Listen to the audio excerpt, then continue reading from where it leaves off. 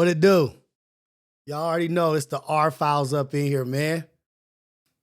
We a little late. We running late. Got some little bit of news that didn't make me too happy, but you know what? I'm not going to let it stop me from doing what we need to do. I promised the R files. I said we're going to do the R files, so here we are. This is what we're doing. But with a change of events, we are going from YouTube to Kick. Look at my beard. Got the juices and berries. Let's go, man. Let's go. You know we're not playing. Crazy, scary, spooky, hilarious. But we moving from YouTube to Kick. That's the move. That's what we're doing. You zoom in a little bit here. Boom. A little bit more. But we're going from YouTube to Kick. I just got my Kick going. I got my stream elements happening. I don't know what.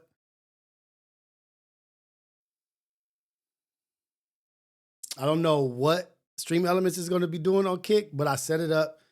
So we have a few things that we have to do to get monetized on Kick. But so what we're going to be doing all weekend is going live on Kick, getting our viewership up on Kick, getting our numbers up, man. You already know what it is. You already know what it is, man. You know what it is. We building a network over here. We're building a community, a network. This is just one of many that we're developing, that we're growing into something. We have Working Without Feelings, which is Manny's show. Then we got Friendly Fades, which is Trey's show.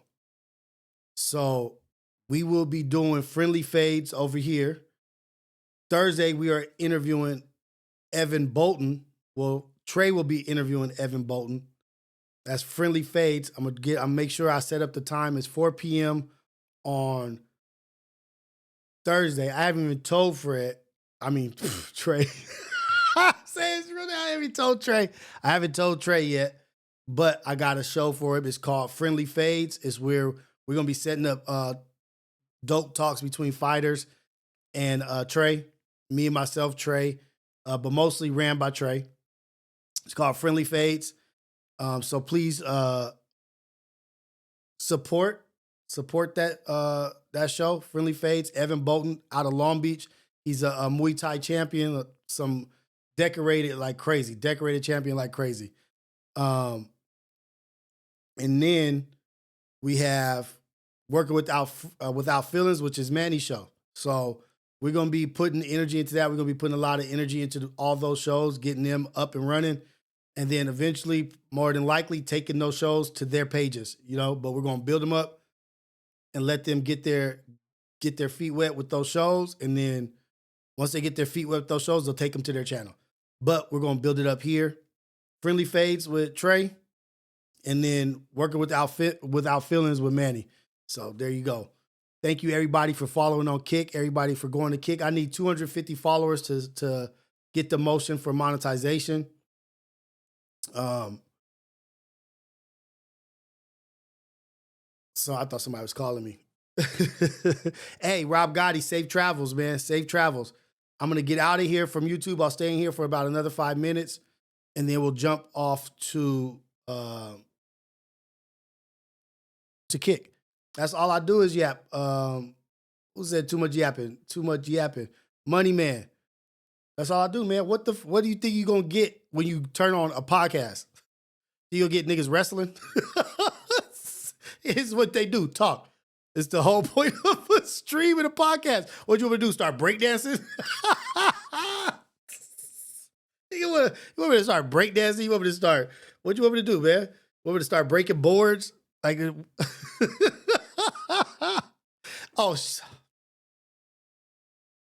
damn, I can't even joke with him, sensitive cuz.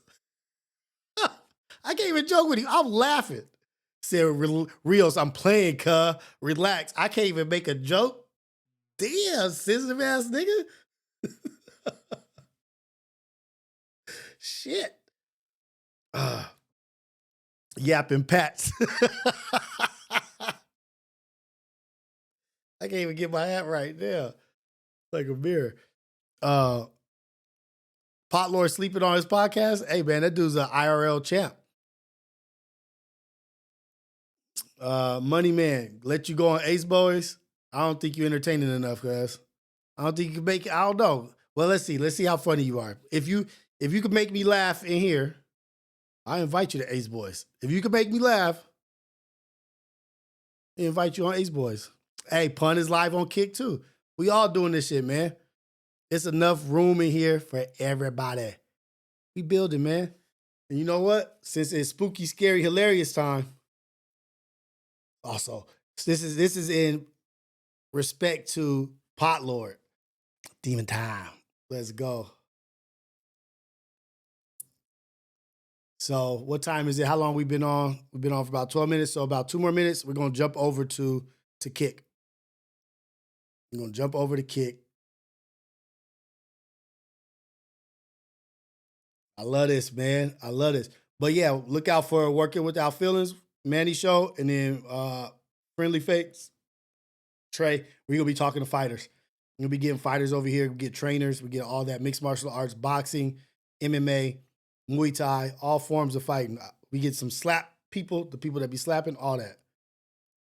But all right, YouTube, we out. We over at Kick With It. So I don't know if you guys have heard the story of this young lady who lied.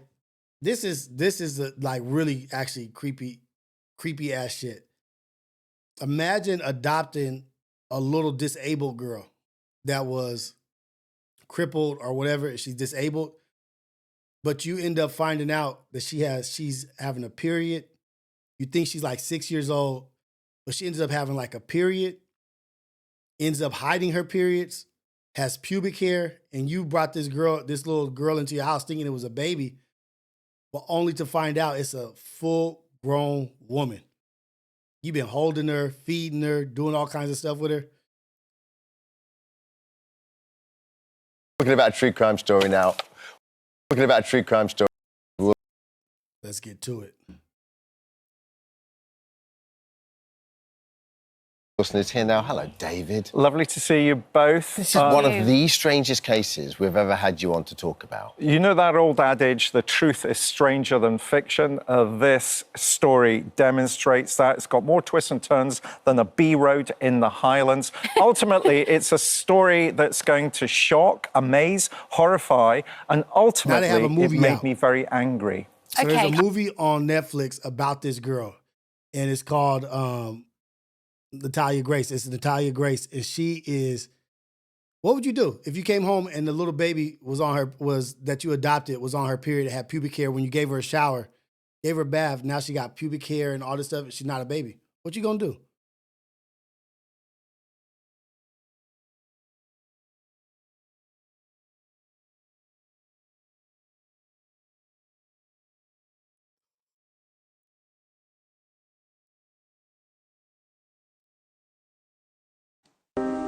Adoption is a blessing for all involved, but it's also complicated, especially when the child is from another country and critical details sometimes fall through the cracks. Details like birth dates. An Indiana couple named Michael and Christine Barnett adopted a Ukrainian-born child in 2010. They were parents already, biologically, 3 times over, all boys. They believed they were welcoming a 6-year-old daughter who was born with a form of dwarfism that is often disabling. Her name? Natalia Grace. Try not to laugh. Presumably the Barnetts saw at least the possibility of a rocky transition from a Ukrainian orphanage to a series of foster homes to a forever home in Indiana. But they never expected to be in an Indiana courtroom 2 years later, asking a judge to change Natalia's legal age from 8 to 22. 22. Almost from the start, they suspected their new addition was much older than the adoption papers stated. She had permanent teeth, the couple claimed, and pubic hair, and she had started her periods. quote, her records were falsified, Michael declared in a TV interview, and, quote, this is an adult masquerading as a child, end quote. The court granted their petition. 1 year later, in 2013, Natalia Grace's forever home became her former home. The Barnetts moved her out and set her up in her own apartment. And then Michael, Christine, and the 3 boys, they all moved to Canada. Their eldest son, Jake, is autistic, but They got the hell out of there. There's a movie on Netflix. I'm not sure if it's out yet, but it's supposedly, I think it is out. It's on Netflix. Watch the show, watch this, but keep listening. They got the hell out of there. It was so bad. a math and science savant. At 15, he started graduate studies in theoretical physics in Ontario. Christine wrote a whole memoir about him called The Spark, and he was profiled on 60 Minutes. For Jake, fun is reciting from memory the infinite series of numbers known as pi. 3.14159265358979323846264338327. For Natalia Grace, the Barnetts were a fading memory. They'd cut off all contact, and the reason wasn't a mystery. Not to Natalia, anyway. But the world wouldn't learn for another 6 years exactly why the Ukrainian special needs orphan was disowned. In 2019, the state of Indiana charged Michael and Christine Barnett, by then divorced, with neglect of a dependent. And the floodgates opened. Did y'all hear that? They said the neglect of a dependent because she was a dependent on them. It was like, man, we are not taking care of this adult. But they adopted her. They adopted her and they were her dependents. She was dependent on them. The former couple went public with bizarre allegations that the little girl they'd adopted, hobbled by dwarfism, not only was a grown-up, but a sociopath, they said. They called Natalia, quote, a con artist who supposedly tried to kill Christine at least twice, first by poisoning her coffee. Natalia would do things like place clear thumbtacks on the stairs face up so that when we would walk up the stairs, we would be stepping on thumbtacks to pain and injure ourselves. She had attempted to kill my wife for the second time, this time by trying to pull her into an electric fence. This should be happening to the right people. This be happening to the right people, man. Because Lord knows if this happens to the wrong people, I got you around my kids. I got you around my autistic son. I got you around, and you an adult, and you putting thumbtacks and doing shit. They lucky it happened to them because it happened to me. Field goal. Field goal. Laces inside or outside? Laces inside or outside? Because I'm about to boot. Oh, man. Imagine. She was hiding knives in her couches. She was talking about she was going to kill family members. She's standing in the middle of the room and she would say, I'm waiting for the right time. She poisoned people. She put chemicals in the coffee. Natalia denied it all. Do you think that happened? No.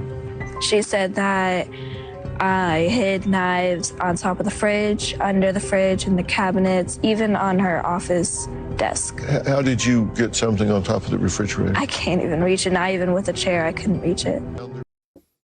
What about your period? Let's talk about your period. Dr. Phil, ask her about her period, Dr. Phil. Fuck a refrigerator, and on top of the refrigerator, we know she's limited in height. Natalia sat down with Dr. Phil the year the Barnetts were charged. Did you ever want to stab them? No. Did you ever make plans to stab them? No. If I ever went in the room, it was to wake them up because I was either scared of a nightmare or something like that. But I never went in their room. I didn't. For Michael Barnett's trial, the state tracked down Natalia. Never went in their room. I didn't. For scared of a nightmare or something like that. But I never went in their room. I didn't. That might have been a part of Dorfism. It was to wake them up because I was either scared of a nightmare or something like that. But I never went in their room. I didn't. For Michael Barnett's trial, the state tracked down Natalia's birth mother and determined that if the backdated birth certificate was right, if Natalia really had been born way back in 1989, as the probate court had ruled, Why instead they of not asking her the right questions? I need Natalia Grace on the reality check sofa. So, you got your period at 6? At 6 years old? Who helped you during this period? Like, what's going on? Nobody wants to ask her that? Like, that's the questions you should be asking.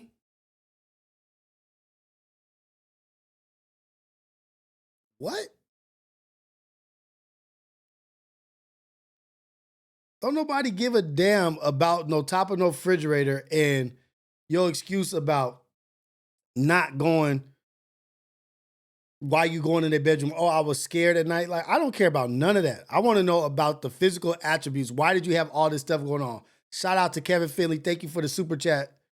She a real life Delawinde. Right, Kevin. Right. She a real life Delawinde. She a real life one. And she evil. And she evil.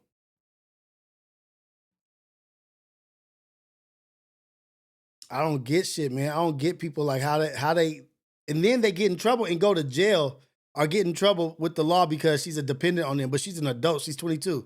The state can take care of her. The county can take care of her. Why I gotta take care of her? The damn Dilo Winde got me all messed up. 2003, as the adoption papers said, then her mother would have had to have given birth at the age of 10. An investigation discovery docuseries called The Curious Case of Natalia Grace took the further step of DNA testing Natalia herself. Their findings? She probably was closer to 9 than 6 when the Barnetts brought her home, but she was nowhere near 20. The jury found Michael not guilty of neglect, and the charges against Christine, those were dropped. In the meantime, Michael would blame his wife for... So, the interesting part is, so if she was closer to 9, but she's on her period, so she was right or were they right? Why they go to jail? Why they get in trouble? But then they drop the charges? What's the deal? For everything. I had the same monster you did. I was exceptionally controlled and put down and threatened, was minimalized. Anything that was who I was ripped from me, and I was guided and instructed to be exactly what she wanted me to be. I tried to leave her no less than 10 times. Michael and Natalia sat down together for the first time in a decade as part of this year's sequel to the Curious Case documentary called Natalia I'm not believing it. Speaks. Christine Barnett did not appear, but was very much part of the narrative. Christine said that adopting me was this mission of love.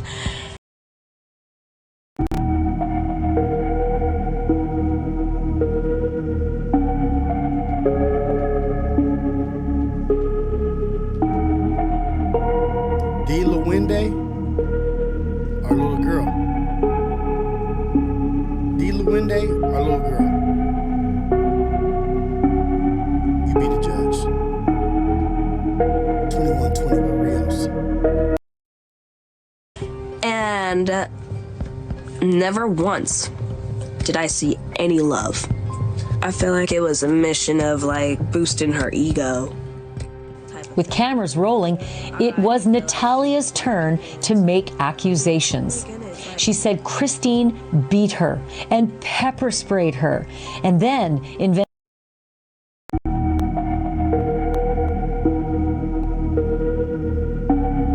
beating and pepper spraying a dwarf is a different kind of abuse. She beat her and pepper sprayed her. Deal one day or not? She probably was thinking she was evil. I don't know, man. Let's you be the judge. 21-20 with Rios. invented new forms of cruelty. Like, just looking at the house, like, it just reminds me of when Christine had me walk all the way around the block with no shoes. And my feet were bleeding by the time I got to the steps. Wow. And she was mad about it. In a Facebook Oh my God, somebody said she all little mad at this shit. post, now deleted, Christine denies, quote, any abuse of Natalia, end quote, and says Natalia remains, quote, a very much loved and cared for member of my family, end quote. But she doesn't take back any of her accusations, and in the very same post calls Natalia, quote, a sociopath. In 2023, Natalia Grace was adopted again by an Indiana minister named Antoine In Mans 2020 and his wife Cynthia.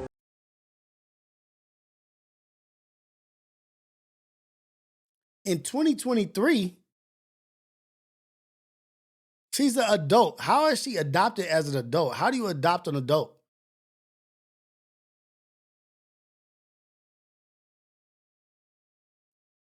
In Jesus' name. The Manses had taken her in a decade earlier, soon after the Barnetts had put her out. Get that impression. They all appeared together on Dr. Phil, and Cynthia testified on Natalia's behalf at Michael Barnett's trial, which made an unexpected phone call to the producers of the ID series even more of a bombshell. Just days before the premiere of Natalia Speaks, Antoine Mans told the producers, quote, something ain't right with Natalia. This girl is tweaking. Something ain't right with Natalia. This girl's tweaking. One-day or not, 21-21 with Rios. End quote. The phone call aired in the final moments of the series' final episode. If she led to us, we have held her hostage, made us look like we're the enemy. Natalia stabbing her family in the back over a complete lie. We're done. Yes. We're done with it. But then, another 180. The very next week, Cynthia Mans told an interviewer, and I quote, we are absolutely perfect. No, she doesn't live with us, but we are fine. We gonna make it, end quote. And Natalia Grace? She's fine too, or so she says. On January 5th, she told her Instagram followers, thank you all for your support and prayers. I wish I could tell you more, but I signed an agreement with the Curious Case show to keep things confidential for now.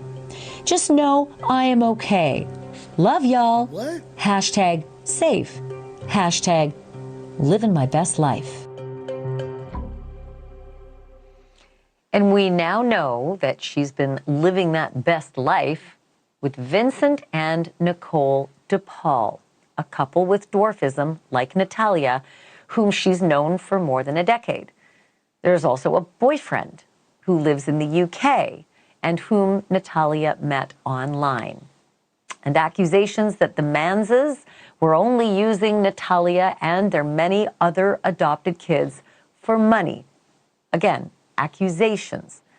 And Natalia's sudden move from family number 2 to family number 3 just before Christmas a year ago? Well, that was the stuff of spy movies. Take a look. Oh, come on, Natalia. I'm confused. Why does she keep getting adopted as an adult? How other dwarfs gonna adopt you? How are some other dwarfs gonna adopt you? Like, they're dwarfs as well. They got issues they damn self. How they adopt you? Why you keep needing to be adopted as an adult?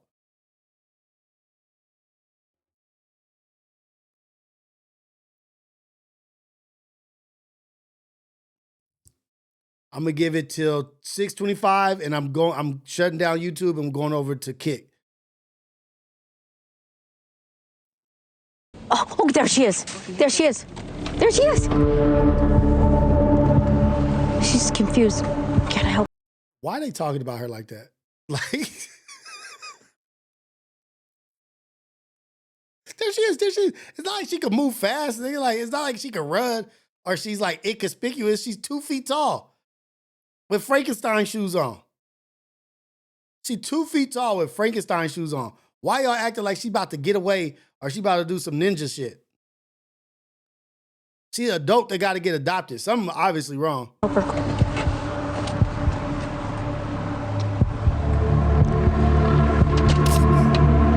Gotta do this quick. Hi, Natalia. This is our driver. My mom's like, Hi. Hi. Hi. I know I'm just not know-it-all right now. I'm freaking out. You okay? No. It's okay. I know. It's just really hard. I know. You need help? Okay. Oh my God, I'm so happy to see you. Oh my gosh. Oh my gosh. Oh my gosh. I love you. I love you. Oh my God. I'm hyperventilating right now. My dad is gonna snap.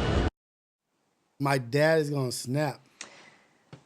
It's just so much to talk about there, honestly. But the curious case of Natalia Grace, the final chapter, that is streaming right now on Max. Adoption. What? We have no answers. We have no answers. That was the most confusing shit ever. Who we got to talk to?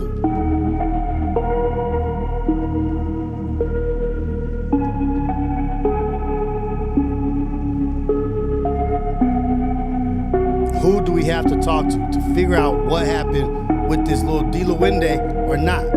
Let's find out in 2021. 2121 with Rios. We're going to get to the bottom of this. We're going to investigate this shit.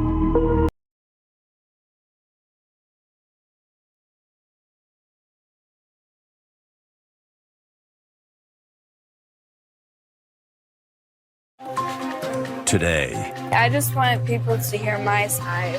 in a Dr. Phil exclusive, A story making headlines around the world. was this adopted Ukrainian orphan Are you a 33-year-old scam artist? masked 33. Do you guys want to hear from Natalia? Do y'all want to hear Dr. Phil's interview or y'all want to hear from Natalia? Because Natalia speaks for herself. We can go to Natalia or we can stay here. But let me get out of let me read these super chats on YouTube real quick, and then we're gonna get out of here. Polar Bear super chat. Are we still getting Ace Boys Worldwide today? Yeah, we're getting Ace Boys Worldwide. Kevin Finley super chat. She a real life Dilawende. Shout out to Kevin Finley, always supporting.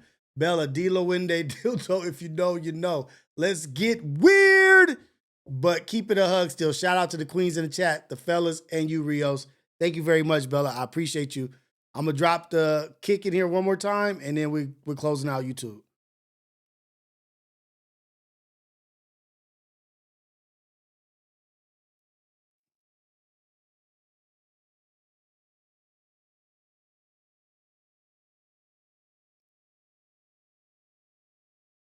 That's it. We out.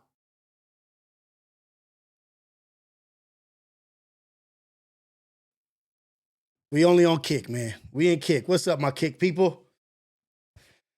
Kick those YouTube people to the left, and now it's just us. Nataluinde.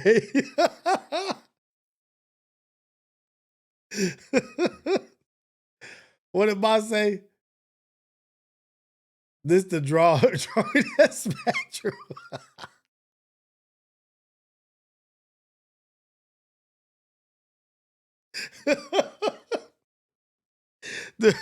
It's all right. This is Kick. You can say what you want, boss. You can do your thing, man. I'm starting to think these people are slow also, though.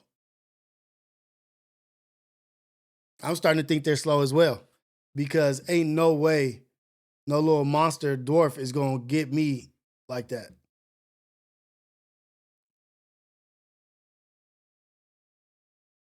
I really dislike being known as the girl who was re-aged and lived in her own apartment at 7 years old. I don't like being known for the little girl that was helpless and was beat and starved and all that. I don't. Because that's not who I am. That's just what happened to me. It is definitely a blessing to be alive today. Because looking back at like my 7-year-old self, I should have been dead. But people don't know what happened in that house. They tortured me. I was abused. Hey, boss, I'm starting to think you sick. I'm starting to think you got some issues, boss. Talking about she a little thick. Come on, man. Is the real monster. Christine tried to overdose me and everything like that. And I don't see how somebody could survive that, especially with me being so small and being so reactive to medicine and stuff like that. To me, it's like surprising because I feel like I shouldn't have survived that. I'm thankful that I did, but I really feel like I shouldn't have. I was 6 years old when they adopted me. But the Barnetts did a petition to change my age to 22 years old. I literally lost my childhood. I definitely feel like I was brainwashed by the Barnetts. Christine coached me to say I'm 22 years old and I tried to murder my parents. Like, who says that? Like, why would you do that to your child? Like, because I remember like it being so repetitive. And for a while, I believed it. For a very long time, like while I was in the apartments that the Barnetts put me in, I believe, like it got to the point I kind of started believing it. Living in the apartment at a really, really young age, I just knew what I was told. I didn't really understand why I was being put in the apartment. I didn't understand why I was alone in the apartment. I just knew, like, I guess like I had this instinct in me to just push and survive. Because all I was told was, you're 22 now. Whenever somebody asks you what your age is, you say you're 22. My bad, y'all. What am I doing? And just leave it at that. Natalia, you still need to be on your wall. Why is it doing I that? wish I understood, but all I understood was that she was my mother at the time. I really hate saying that's that. because that's the Kick. My bad. And that, My bad, y'all. I just had to listen to her. She was the authority. Damn, Eddie, give me a chance to fix it. This is my first time, man. Give me a chance. He said, fix that damn screen. I'm overly sorry about what she did to you. That's her first I am death. sorry I wasn't stronger and didn't stop her. The most he ever did was just be there and watch me get beat. That was her first death. That's her first dad. The one that said the mom made him be the way he was. He kind of act like a weirdo too. Being there, knowing it, and not taking me out of that situation because he had just as much custody as Christine did, and he didn't do anything, all because he was a coward and didn't think that he would ever see his boys again. Well, what about your daughter? What about your so-called daughter that you claim you wanted? What about her? That just shows where your priorities lie. It's with your kids, but it's not with all your kids. Well, in all honesty, let's be honest here. Let's be real. Let's be realistic. You are my adopted child. Like, I just met you. Like, I've been with my kids forever. Like, I've raised these kids. I just picked you up out of Ukraine. You just don't automatically, I may be sounding very insensitive right now. I'm not just going to automatically love you the same as I love my children that came from me and my wife. I'm helping you to have a better life. Why you expect me to love you the same as I love my children? I'm adopting you. I'm helping you out in life. I'm helping you. Come on, man. Like, why would you even expect that? That's not even realistic. So I'm already seeing there's already shit going on, man. There's shit going on with all these people. Let's get back to it.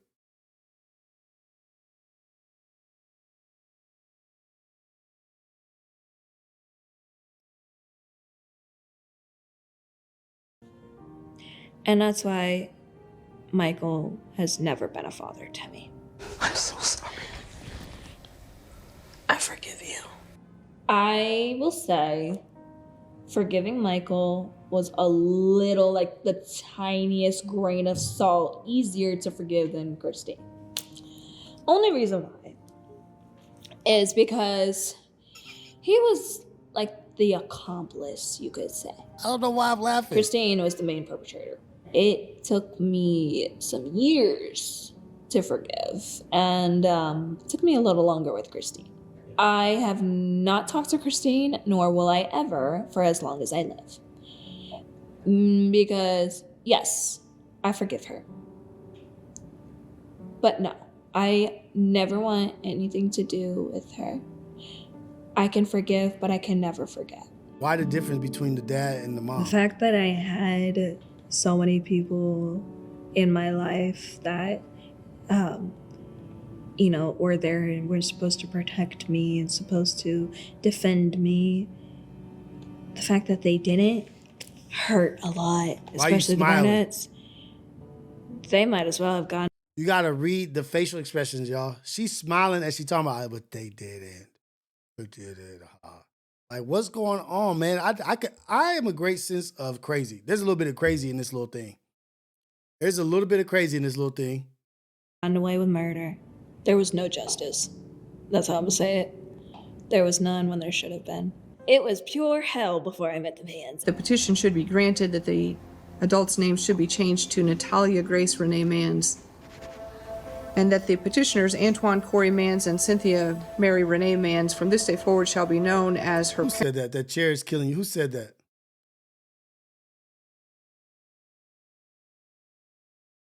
Hey, Cali Bags, I was thinking the same thing. Is that what was happening? Cali Bags, is that what was happening? Because I was thinking, like, did they have something going on, the dad and her? Somebody said that chair better living for life. I wasn't going to say nothing about the chair, cuz. I wasn't going to say nothing about the chair. But the chair is the chair of a Dilawinde.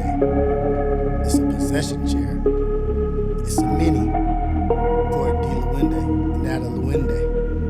I wasn't going to say nothing about the chair until Better Living said. I was thinking it, though. Oh, man. Cali Bags Parents, and they've Better showed Living, me y'all thinking the what a same dad shit. and what The a mom exact same really shit I was is, thinking. And, actually showing me love. I remember for I think maybe a year or two, I was still in survival mode for a while. And I remember my parents having to sit me down and be like, "You're not going anywhere." And no, I was not legally their child at the time. But I felt like their child, and they showed me what love is. And like I said, just because we have our problems or anything like that doesn't mean that they don't love me. I do believe they still love me a lot. I kept telling her, you need to go before you get killed. The Mans are a cult. We need to get her out of there. Oh, there she is. In December of last year, you had the DePaul's rescue you in the wee hours in the morning at a church. What was going through your mind in that moment? I was just really nervous. And I'm at first, we pulled up and we just see headlights and we're like, huh? It was just headlights blaring, and I'm like, who could be in that car just blaring their headlights? There is nothing funny or entertaining about the headlights or any of that. Her whole shit is off. Her whole shit is off, man. There's an imbalance. I'm telling you. And then I thought that they weren't there. So like I went in and, you know, we would always go to the bathroom before service started. And then I remember the last thing I told my sisters were, I love you and you guys go ahead. And then I saw them pull up and Mac jumped out and I'm like, oh my gosh, she's actually here. My heart started pounding. I was terrified. I was completely terrified. And then like once I got in the car, I was like, I need to text my mom. I need to let her know that I did not get kidnapped or I'm not dead, because I knew the moment. Hey, after this episode, I'm going to bot up people. I'm going to go to my, oh, Darius out of control. Oh my God, oh, Darius, come on, cuz. She realized I was gone, those were going to be her thoughts. And so I just texted my mom and said, I'm okay. I'm sorry I am doing this like this, but I'm with the DePauls and I'm safe. She was so sad. And like, I could tell like how genuinely sad she was. And like, yeah, I was like 20, so little birdie had to leave. But she literally told me, she's like, you were supposed to be my forever baby. And she's like, you're still my baby, but you were supposed to be with me forever. And I'm like, I gotta spread my wings. That was a very emotional time. And I do believe it could have been done better, thinking back on it now. There's actually been a few things that I've learned and that I've kind of grasped from just being with each family through the years. With the Barnett.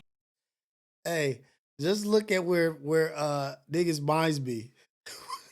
It's a whole crazy story. It's a whole crazy story about a dwarf that niggas don't even care about the story at all. Niggas is worried about her titties. That's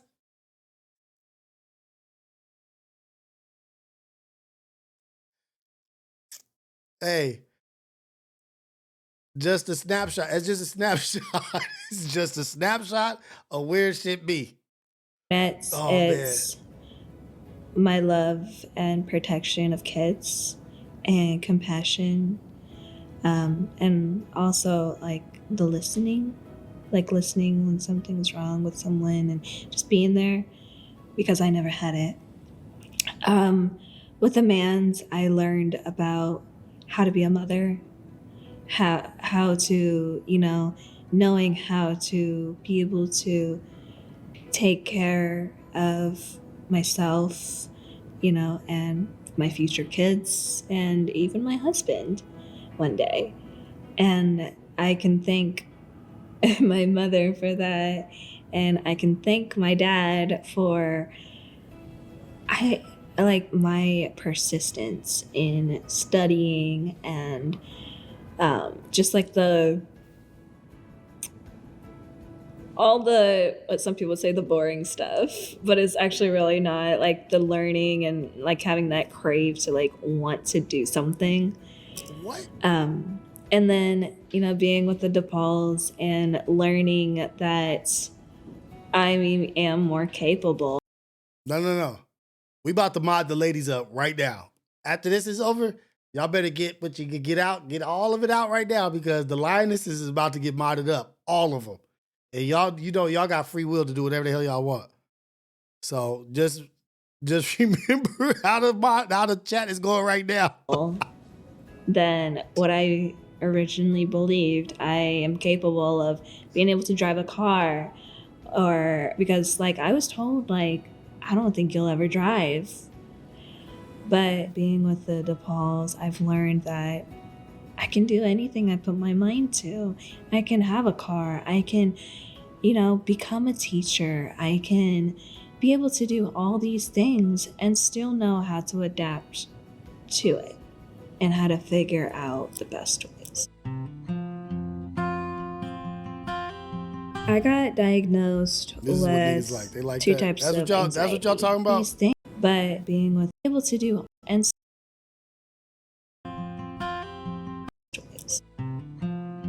That's what y'all talking about.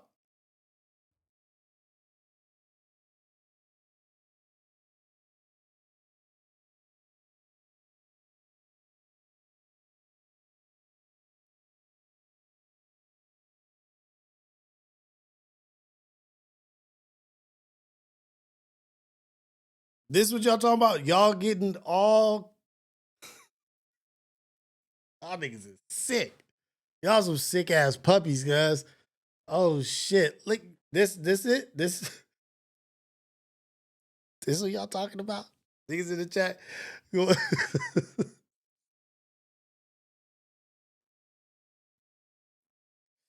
Let's go. I got diagnosed with two types of anxiety, situational anxiety and generalized anxiety disorder. Also PTSD, actually.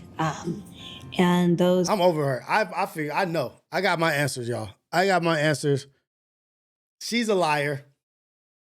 She's an absolute liar.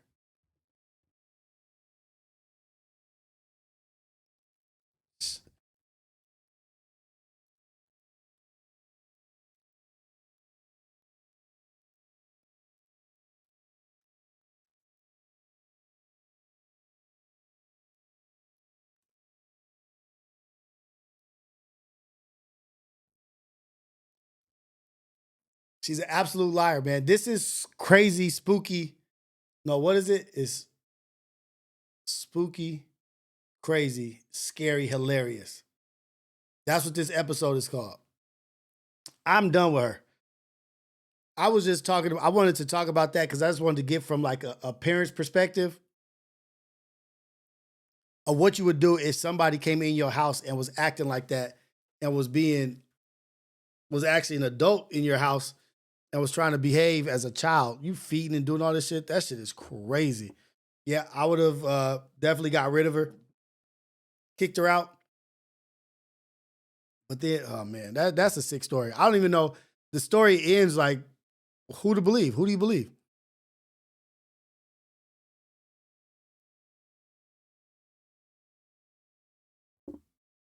Everybody talking about what they was gonna do. I would have to just get rid of her. Put her in a little bag, get rid of her. Put her in a little bag, take her to another house, drop her off or something. Like, I don't know. I don't know what the best thing to do is, but she could fend for herself. Kinda. Y'all want reptiles, but I want the Whitakers. I want the Whitakers. Y'all want the reptiles? I want the Whitakers from West Virginia. What do y'all know about the Whitakers from West Virginia?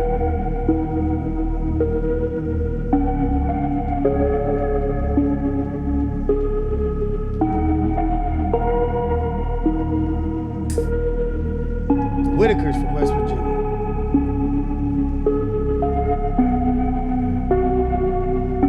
I'm not gonna give no prelude. I'm not gonna give no introduction. I'm just gonna play it.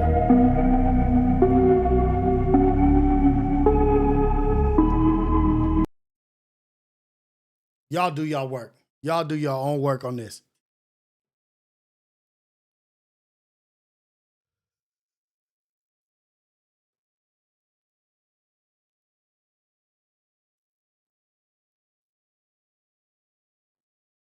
This is a regular Alabama night. Oh, God. Let's go. This is one of the funniest.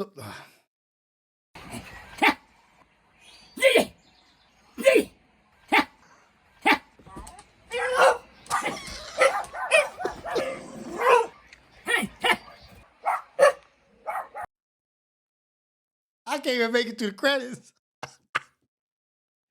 I can't even make it through the credits. Oh my God. Lord Jesus, I can't even get to the damn video without laughing. That is not some dogs in somebody's backyard, if y'all wondering. Oh, that's not in somebody's that's not some dogs or some animals in somebody's backyard. Damn, I can't even make it to the damn video without laughing. Shit. Okay, I'm gonna try to go this whole video without laughing. Y'all try to do the same, cuz.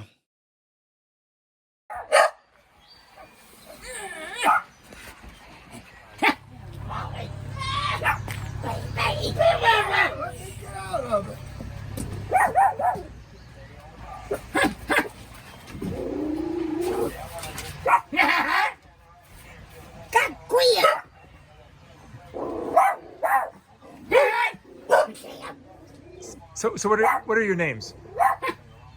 It's Ray, Lori, Timmy. I'm sorry. Who's this? His name's Ray. Ray. I remember Ray. I photographed you, Ray. Do you remember? Years ago. And your name is? Lorraine. Lorraine. And Timmy. Yeah. Now you guys grew up here in Odd, West Virginia. How many years have you lived here? All her life. All my life. You're Somebody said. Yeah, I messed up. Somebody said, who said that? Oh God. Who said that? Oh man, somebody said the dog has some interesting pets.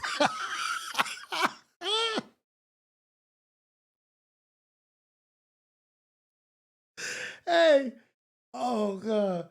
Callie Bags. Hey, Callie Bags getting the award for the night. He's been thinking how I've been thinking about shit. This nigga said that dog has some interesting pets.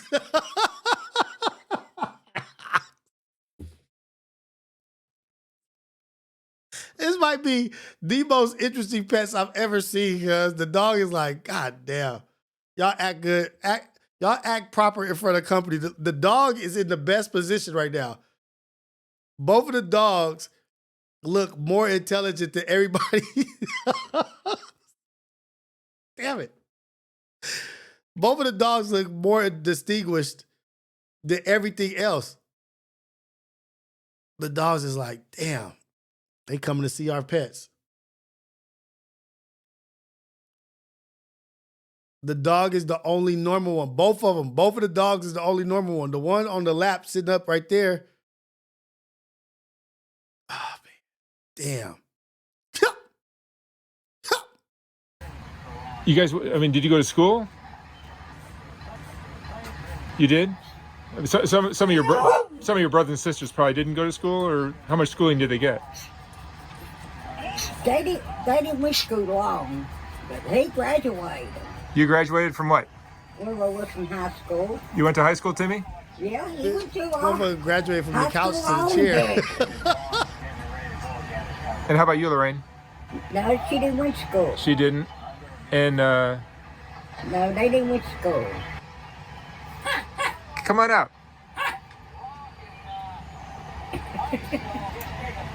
Come here, Ray.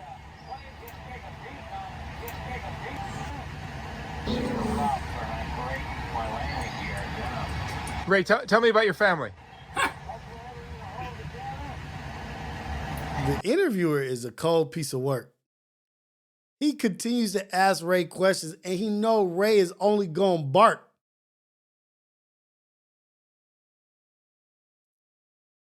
He knows they only going to bark.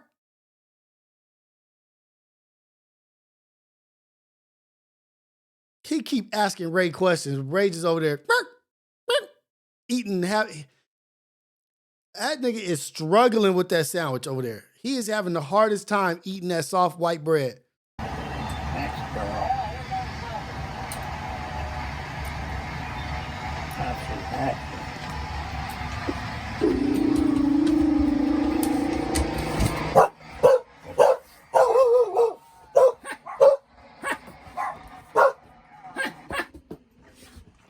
So Ray,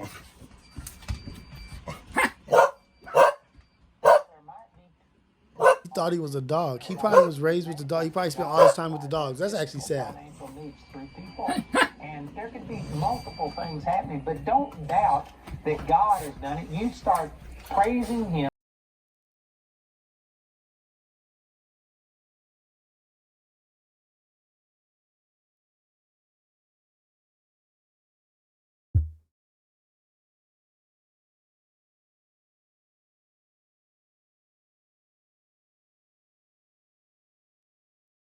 Look at that portrait.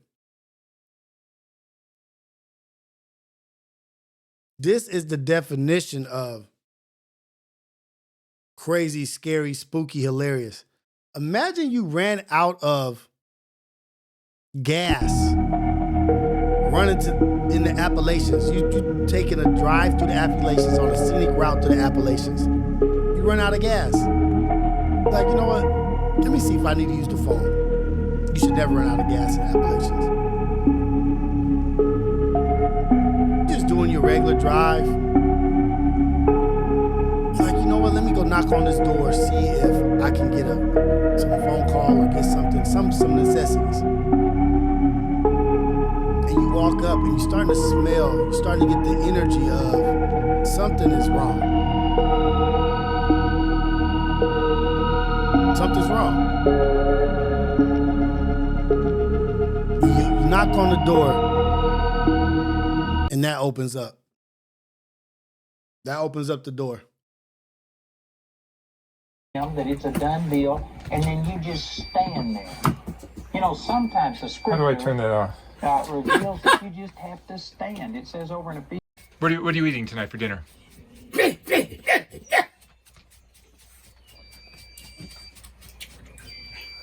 A sandwich. He's struggling with that. So you grew up here in Odd, West Virginia, your whole life.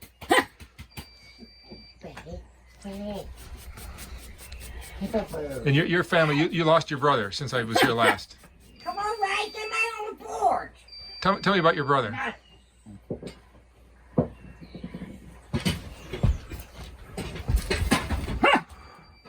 This is the Whitakers, a soft white underbelly. Some great people have been found on soft white underbelly. Some great talents, some great people have been found on soft white underbelly. I think Lush, I think Sharp came from soft white underbelly. So did Ray and the Whitakers. You get some real talent off soft white underbelly, for real. You get some interesting, talented people from soft white underbelly. They know how to find talent, guys.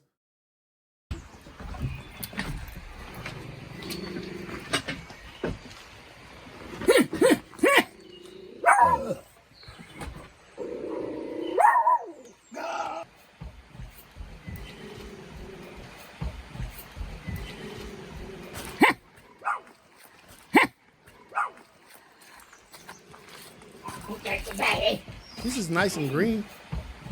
Nice foliage. What's your favorite memory, Ray? Do you remember anything about your life? Hey. Poor guy. And you lost your other brother.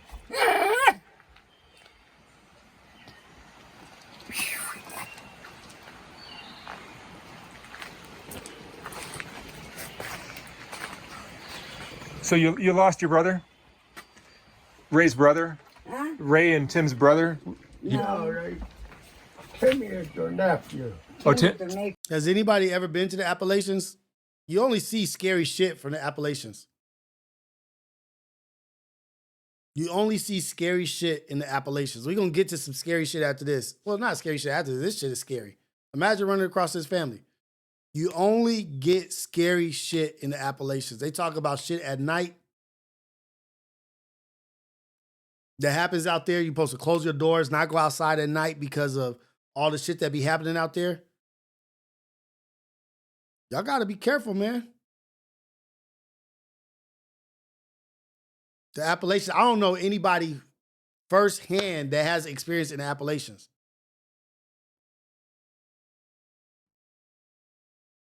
Sir No Face, 100%. If Natalia would have got adopted by them, she'd have told the truth from the beginning. As soon as they would have dropped her off, she'd be like, no, you guys, you know what? I'm an adult. I'm an adult. Let's stop playing. Let's stop joking.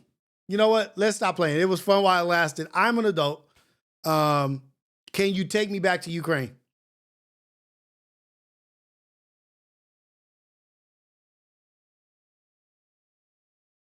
The gig is up.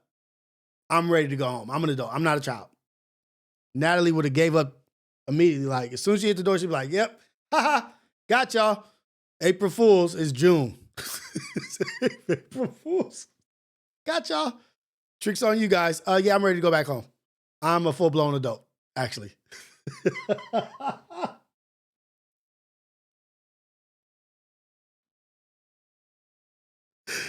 Oh, shit. Tim's a nephew. But there's one of the brothers that's missing now.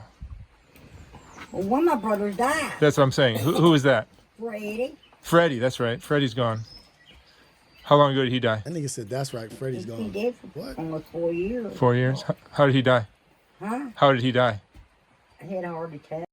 Like, this is a talented interviewer. Like, if you think about it, this is actually a really talented interview. Like, he's keeping a straight face and asking serious questions to these people in a dangerous situation. I for sure would not have done this interview. I'm not even gonna play around like, yeah, this is something that I'm interested in. Not even gonna play like that. I'm not interested. I'm 100% not interested. No, not doing the interview.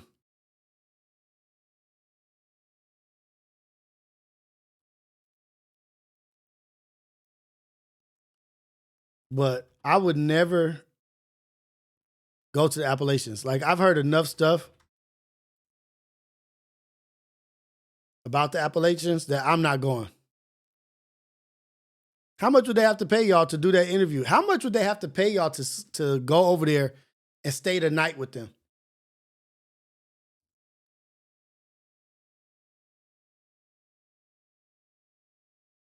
What would they have to do to get you guys to stay the night there with them? I'm interested in your answers.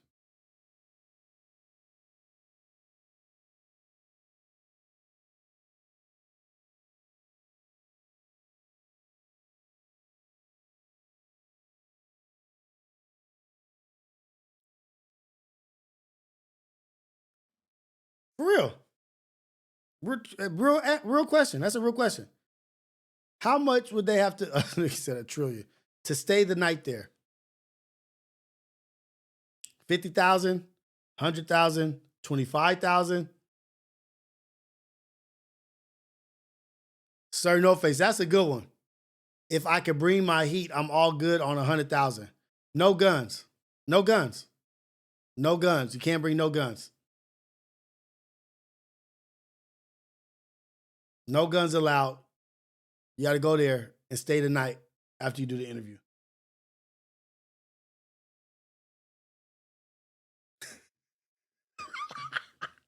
Justo TV.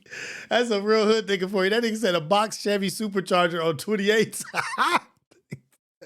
That's a real hood nigga for you. They said a box Chevy. Anytime a nigga say, I'll take a box Chevy, you know he a hood nigga. No guns, no Kevin? No guns, no Kevy Kev? So look, these are just the normal people in the Appalachians. These are just a humble family in the Appalachians. This is not even no ghost stories. This is not even no monster stories. This is just the people that live there. What do you think they ghosts look like? What do you think they monsters is like? What do you think they scary stories is like? If this is just the regular people, these are just the regular people. These are regular degler.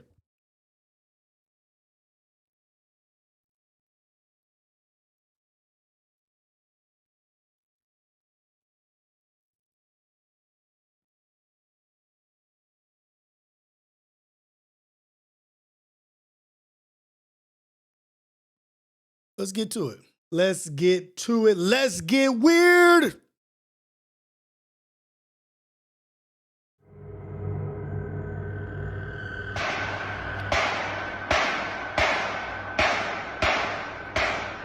On May 5th, 2024, TikTok user Coco Bear Hikes posted a video of his journey while he was hiking across the entire Appalachian Trail.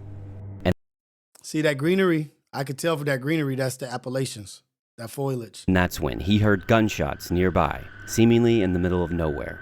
And while not overtly paranormal, it did give him pause, thinking he could be in danger. And since he was not armed himself, he began to record for his own safety. Here's that clip. Take a look. There it goes again. It's gonna be 4. And so it's like a really weird place to shoot. I think the trail goes that way. So like, maybe it's just me being paranoid, but I have like a weird feeling. It's like, why the fuck are you shooting right off trail? And only 4 shots. Maybe. Heard the shots. Heard the shots.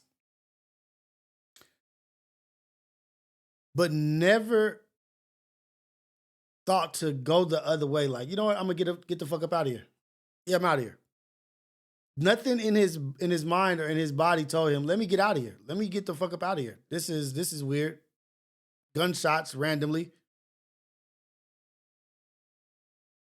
Let me go. He decides to look at the camera. Like, hey man, I'm clear folks, dude. He only has a 4-shot gun. You can hear him moving.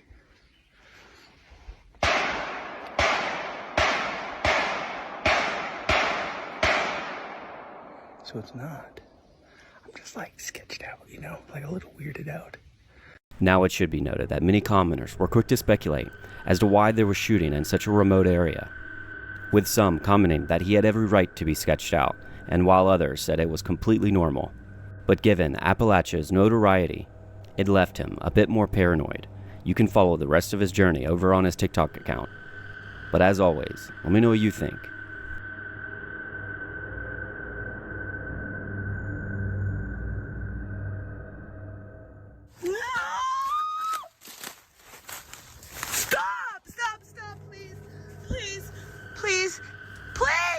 This next creepy video comes from Dee's Dark Adventures over on YouTube. I'll tag it in the description below. And after hiking on a strange trail near the Appalachian Mountains, she begins to be hunted by something in the distance, and it does not go well. And even after making it out of the woods, it still continues to follow her. Here's that clip. Take a look. Yeah. Hi.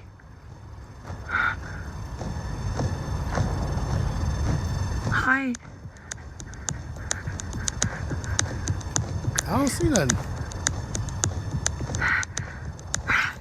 Yep. I gotta get out. I can't go home. Please, I'm leaving.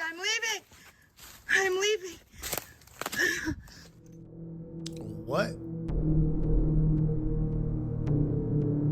Who are these people that just say, I'm gonna just sleep in the Appalachian Mountains, Gus, and go on, let's go on a nice little hike in the Appalachian Mountains. It's nighttime. That's not a hike. It's nighttime. You are not hiking.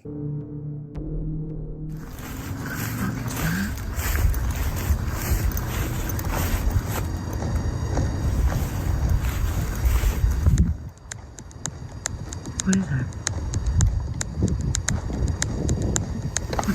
Oh, I saw it that time. No! That is not even fast running. Why is she acting? She making all that noise. She ain't even go nowhere. Bitch, you ran 10 feet and you looking back. That thing is still there. You act like you ran a mile, turned around and said, is it still there? Like, motherfucker, you didn't go nowhere. Fuck is it? Dude, no! It looks like a person, man. But no person. It looks like a fucking person. Stop. Oh, shit.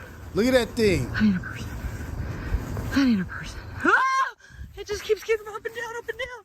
Stop. Fuck, I can't run.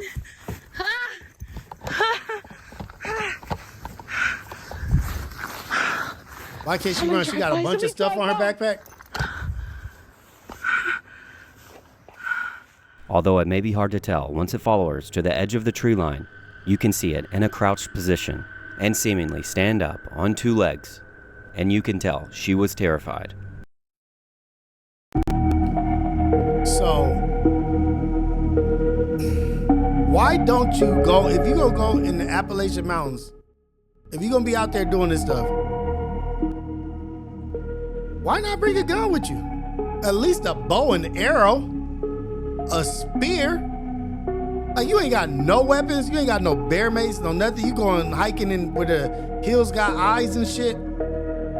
What's wrong with, you know what I'm waiting for?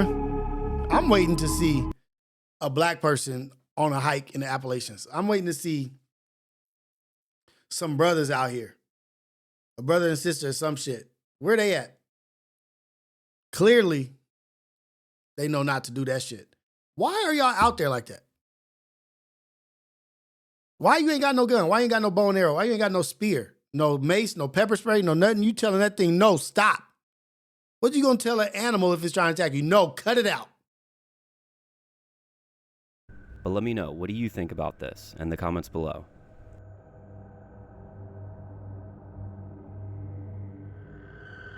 This next video comes from TikTok user Erica's World, and she lives near the Appalachian Trail. The shoe, I'm out. The shoe, I'm out. From the shoe alone on the tree stump, I'm out. I'm out, cuz. This next video comes from TikTok user Erica's World. I'm out.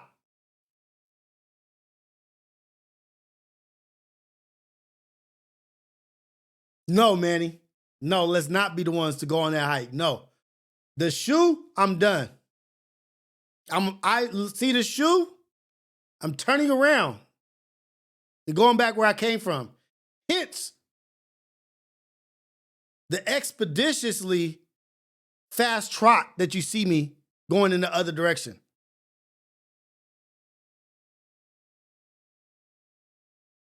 Just the shoe itself is telling me as a black man, this ain't for you, cuz. Warning. Black shoe pointed in that direction is telling me don't go in that direction. Thank you, Appalachian Monster, for giving me fair warning. Y'all think I'm playing. I see some shit like that, I start reading into shit. Where's the other shoe? Whose shoe is that? Why is it perfectly standing up? That wasn't thrown over there. I ain't said tripping. And she lives near the Appalachian Trail. And one day, while driving across an off-beaten path, she sees pairs of shoes hanging along the trail in multiple states of repair. But not just any shoes. She sees women's high-heeled shoes. Feeling a bit freaked out, she decides to turn the car around and... Now, hey Manny, let's turn this thing around, man. Manny, turn this thing around right now. I'm not fucking playing, Manny. Turn this goddamn car around right now. And go back and film just how many she saw. And she stated that she's never seen anything like this and decided not to call the police. Here's that clip. Nigga, what? Oh, no. No.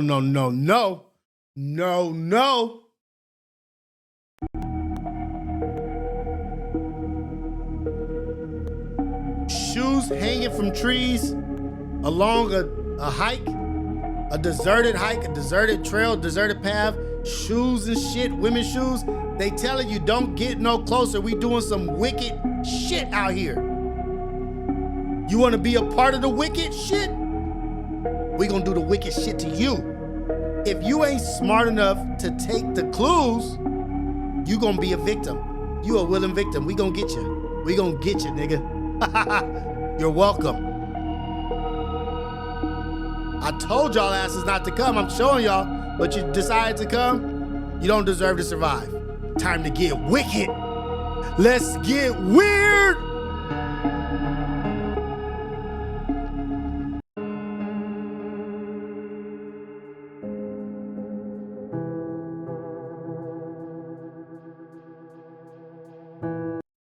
That's the one. I just said, yeah, it's got a thick heel on it too. Yeah, it was a sturdy person wearing that shoe that got that shoe took off their foot. They wasn't even a weak little something. They had a sturdy heel.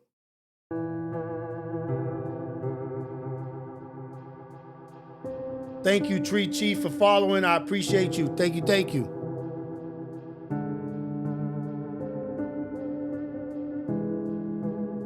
They shoved that one in the Now, stump. there was wild speculation in the comments as to what it could mean, but she has since stated that she's going to find a different route from now on. And I, for one, don't blame her in the slightest. But as always, let me know, what do you think? Hey, real shit, what do y'all think? Whose shoes do y'all think that is? Victims? I think that's victims. That's got to be shoes of victims.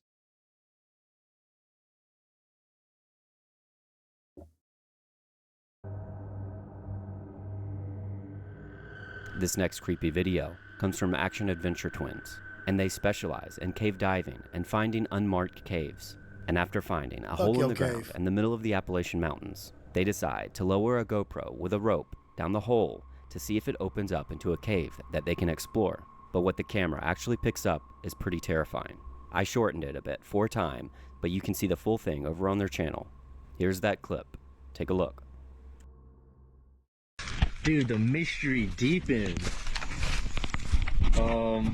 We hear water down there too. There's like a whole river down there or something. Sending it.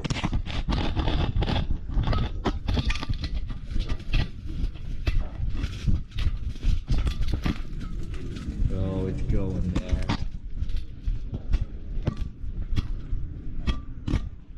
They got a boroscope looking at that thing.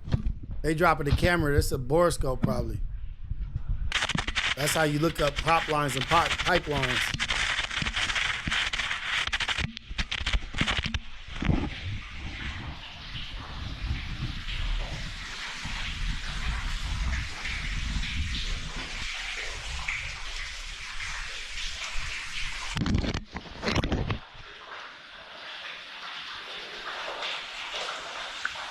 Hot dog down the hallway.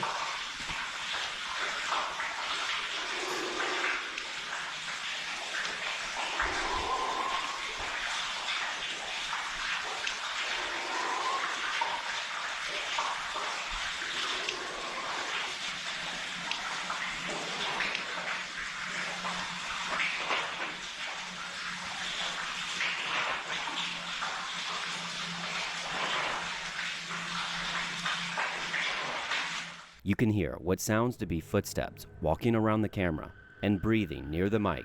Not knowing what they actually captured on camera, they took the footage home and posted it online. And they have plans to go back with an even better camera setup. So definitely go follow their page for any updates.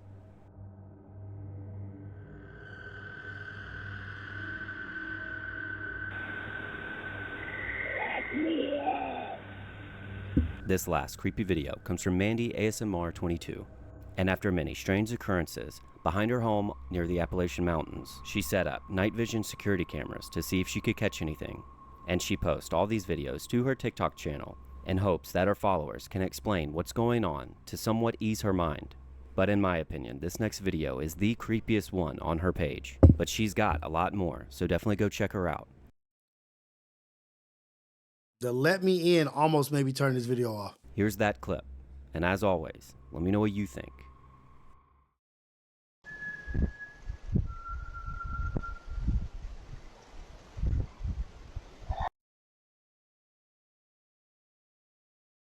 Nigga, whistling in the middle of the night is a no-go. I don't care who it is. I don't care where I am. If it's pitch black, dark as hell, and I hear some whistling, somebody whistling Dixie,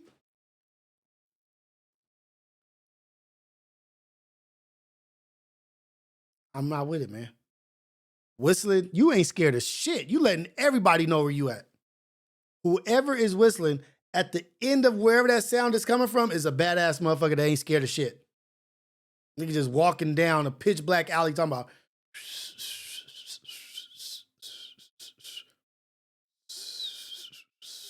yeah, whistling Dixie, I'm good.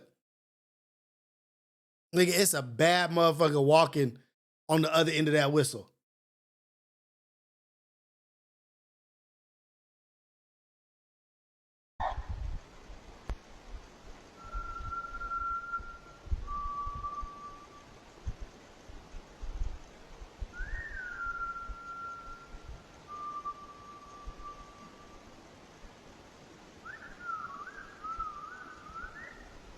Oh, you ain't scared of shit. You just whistling. You want everybody to know where you at.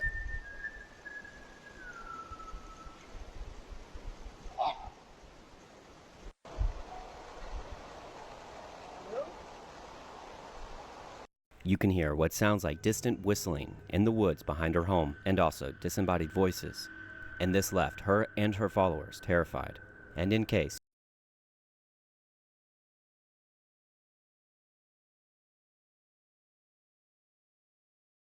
Hillbillies, inbreds, drugs, poverty. Appalachia is the media's favorite. The missing hillbillies. That's not funny. What the fuck, real? The missing hillbillies of the Appalachian Mountains. Don't go to Appalachian Mountains. Don't go to Appalachia. Well, I'm just going to call it its own country. Don't go to Appalachia. That's not even animals. We're not even talking about animals or nothing like that.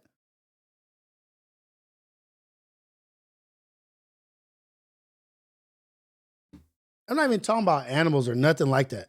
That's just regular stuff. I love this video because it's a camera that's set up and someone put food in It could front have of the been this camera and thing. a light. Look at that this. When the grizzly bear walked in, you can get video of this thing walking in. Look at this it's thing. It's like a little cautious and a little skittish, but you get. These are things that are in the world. This is a real thing that's in the world. That's known to man, that exists and lives. This is something that we know about. Look at this motherfucker. Get a sense of what it would look like if that thing was like walking up to you, and any illusions that you have that you could somehow survive if that thing wanted to kill you. We got problems with pit bulls. Some pit bulls weigh 40 pounds and they are a problem. Actually, fuck that. A cat that's mad is a problem.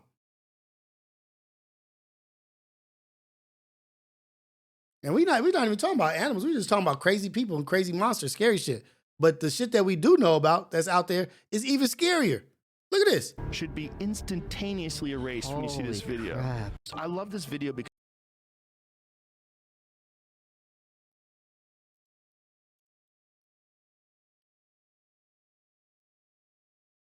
Okay, I'll show you one that's not AI. If you think that's AI, I'll show you a real one that's worse than that.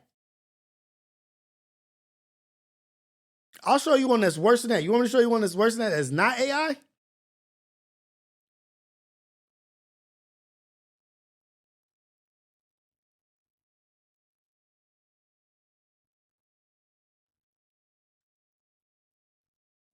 I'll show you two of them fighting for 2 hours.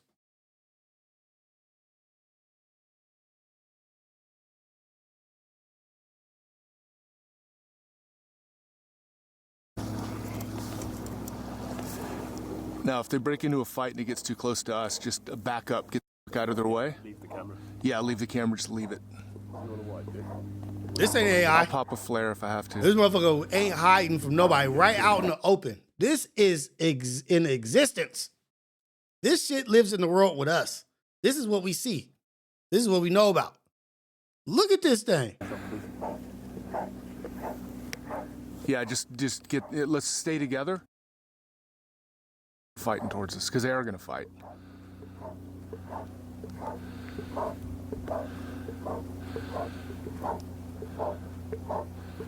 Look at Deshaun. Let's see him square off. Look at that shit. Them motherfuckers like 1,000 pounds. Dude, this is gonna happen dangerously close to us.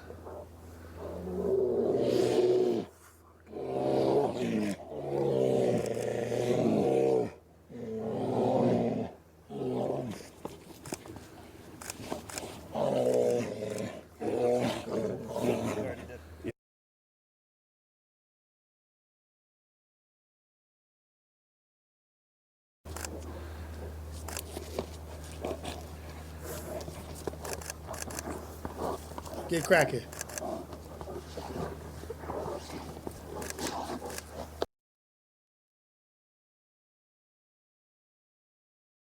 Is that AI? These are things that we know exist in the world. These are the things that we know exist. It's bad things like this that exist.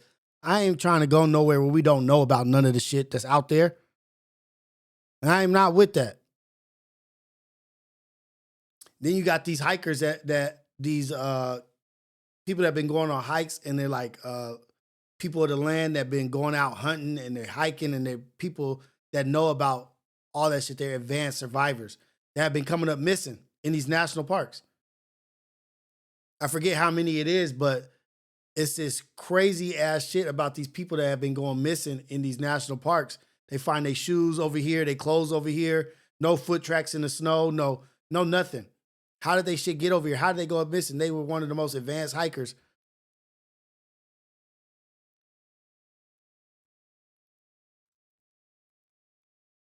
We'll talk about that.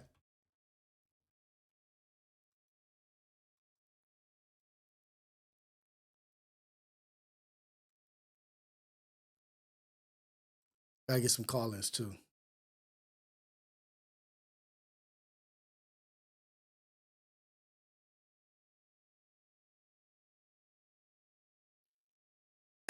I forget the number. It's like a documentary. Hold on.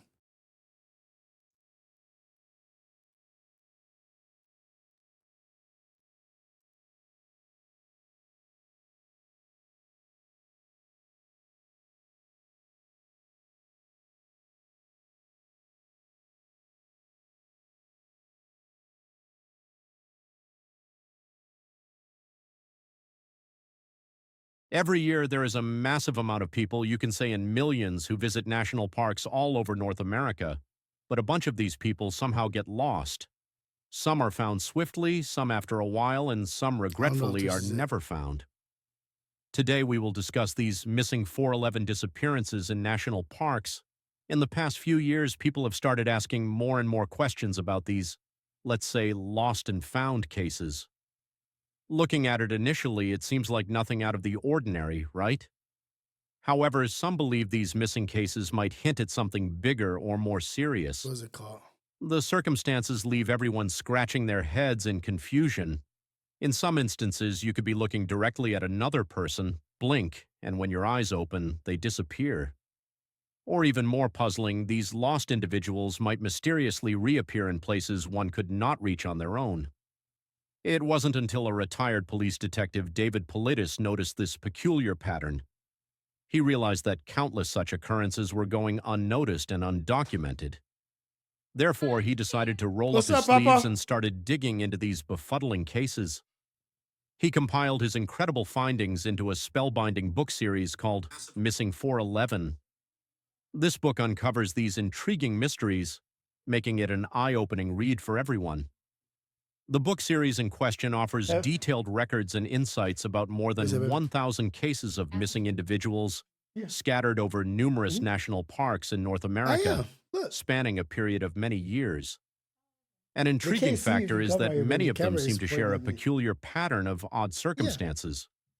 For instance, many instances, particularly those concerning young ones, show that the missing person seems to disappear into nothingness, even when someone else is with them at that moment. Another oddity is that search dogs, usually effective tools in such situations, often fail to prove useful in these rescue missions. There's another puzzling detail. The clothes of those found, irrespective of whether they are alive or not, frequently seem to have been taken off or gone missing. In several instances, the individual is discovered, alive or deceased, far away, or at a significantly higher altitude than their last known location. In 2017, an intriguing documentary film, Missing 411, hit the screens. One of the most astonishing revelations from the documentary was the incapability of the National Park Service to provide records of folks who mysteriously vanished within their premises. This surprising detail sparked an enormous increase in public interest after the film was launched. Consequently, a flurry of articles, videos, and hearty discussions about this topic emerged everywhere. The mysterious phenomenon of people disappearing in our national parks has caught the public's attention and sparked various theories. Many believe that these disappearances on June 14th, 1969, So what do y'all think? Was... We're going to pull this one up. Y'all think government? Y'all think UFO? What y'all think? What y'all think it is? if you could take a guess at what you think it is and why these people are going missing, then we could go into the Antarctica and the wall and the shit that they find in the Antarctica. But these people are going missing that are well versed at traveling and hiking and all this shit. They just going missing, disappearing, shit just going everywhere, unexplained. And then they're trying not to document the missing people. Why?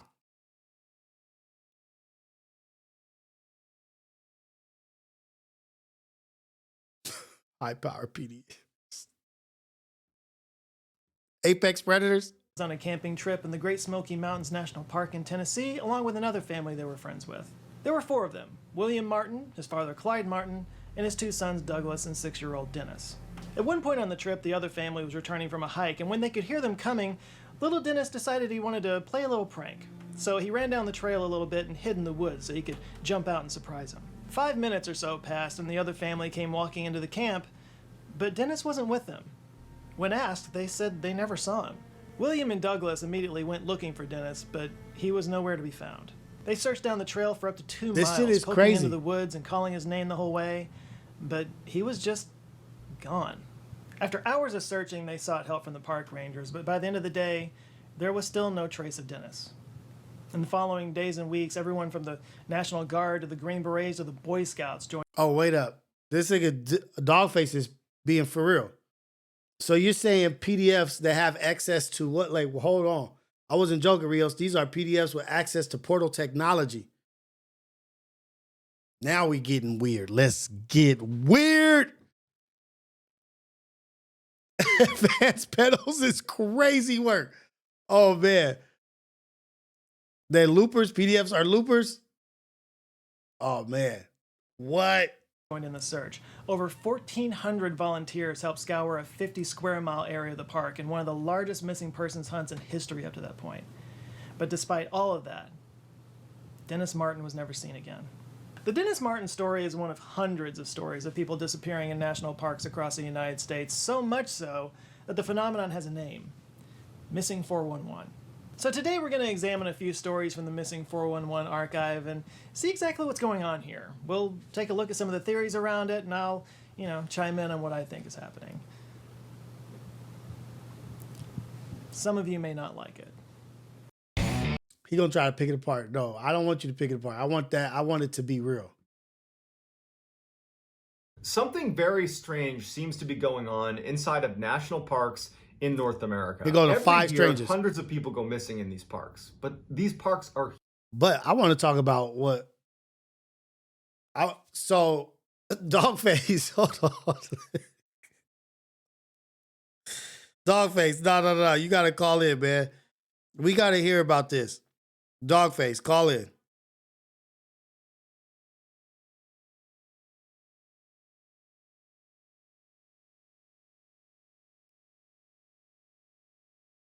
Oh, come on, Roadcaster.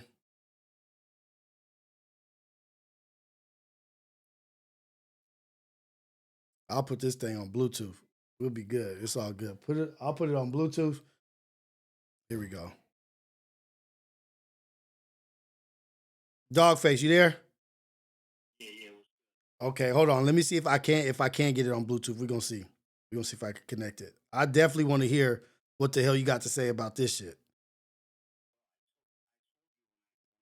On this, that I did a lot of deep diving into this at one point in my life. Okay, let's go. So start off from the beginning. Why did you start diving into this? I mean, I was always into conspiracies and just seeing behind the veil. Okay. And at a point in my life, I got really deep into it. I had the free time to do it, and I just got into it. Let's go. So let's go. Start us off. All right. So what I was bringing up about the portals was when I did my little dive into the national forest is this. It's not so much that the kids go missing. It's the fact that a couple of them have gone missing in close proximity to other people. Uh-huh. And they also return after a while to a close proximity of where they went missing, and they had dogs looking for them, the whole shit. You feel me? Right. So if you look it up, there's a couple of them that have been found. Whether it's a couple of days later or whatever, you know, the case may be, a couple of them have been found, and it's always some strange circumstances behind it. You know what I mean? Right. Whether they had a loss of memory. You know, it's like, I'm gonna keep it a buck with you. It's been a long time since I looked into it, but when you brought up this topic, the memory started to come back where it was like, yeah, I remember I did my little dive on this, and those kids are going missing on some crazy circumstances. They were having millions of dollars spent on searching for them, and they would disappear and come back a couple of days later, right around the same place they disappeared. You know? Yeah. So the prevailing thought behind that was there's some kind of portal, you know, because, you know, if you to get into another conspiracy, there's supposedly portal technology, Stargate technology, as they call it. You know, it's a lot of things that go into it. That's kind of why I stepped away from that whole conspiracy thing. You know, it's just because you start to connect the dots, and you start to get, you know, everything starts to fall into one category. Right. And it starts like you start like 1 + 1 starting to equal 2. Like, hold on, wait, why is this shit happening? Why is this going on? Right. But like, if you think about it, it would be a perfect place, like a national park, all that unsupervised area where they can hide tunnels and they can hide shit. And there's a video of this dude that said he was raised in a cult, and they were like the low levels of the cult, and they sacrificed people, but they traveled through tunnels, and they like had access to skinwalkers, and they talked to people in different levels of all kinds of shit, man. So Ohio Ties had touched on that. He said, as you know, there's portals and there's tunnels supposedly, but all of this boils down to one, you know, chamber of like conspiracy, which it all leads to like adrenochrome harvesting, right? Which is a situation where you put somebody in enough trauma and fear where they start to secrete a certain hormone from their adrenal gland, and if you take it from them at that point, you know, that's when it's at its, I guess, I don't know what to call it. I'm not, you know, but that all, like, if you start looking at conspiracies that have to do, because this is a conspiracy show, right? Right. If you start looking at conspiracies that have to do with children and even celebrities, child celebrities, a lot of that all boils down to the adrenochrome secretion and the adrenochrome farming. You know what I mean? Mm-hmm. And there's you know, like we could, yo, bro, I'm really deep into this. You want to talk about Hollywood conspiracies and what they do with celebrities and all of that? Like, it's all, again, why I stopped like getting into it. It all gets crazy. It all gets hot, and you're like, you know what? I'm just gonna live my fucking life. Let me get a Whopper with cheese. You feel me? And I'm good. Like, you know. Right. Because once you start getting into it, you start seeing more shit, and that shit starts getting close to home, and you like, hold on, man, what is this? What's going on right now? Bro, like, do you know about like gangs and the boule and Masonic fraternities and the things that we throw up as or you know, whoever throws up as gang members, like a lot of that is satanic. Again, this is just what I've researched. A lot of that is supposedly satanic hand signals, like the whole as above, so below shit. And, yeah. And all of that, you know, they did that through infiltration of the urban communities and whatnot. But man, it's deep, bro. It's deep. Cause I try to stay away. I'm gonna keep it above you. I try to stay away from the R files and the whole conspiracy shows with you, because I'm like, I already know, man. Like, let's get weird. No, we gotta talk about this shit, man. We gotta actually talk about this shit. You gotta start sending links. I got some shit in links on how Ties is sent. We just gotta go there, man. We gotta start talking about this shit. You know what I mean? Like, the further we go, the more we start talking about stuff. I'm adding mods right now, y'all, so don't trip. Bloss, you good. I'm doing you right now. I did Sierra, I did Sexy Nay while I'm talking to you. So when you were researching on this shit and the kids missing, was it a majority of children coming up missing in these national parks? Yeah, as far as I know, it was a majority of children. and very young children, toddler type age. What? Yeah, and I mean, there was others.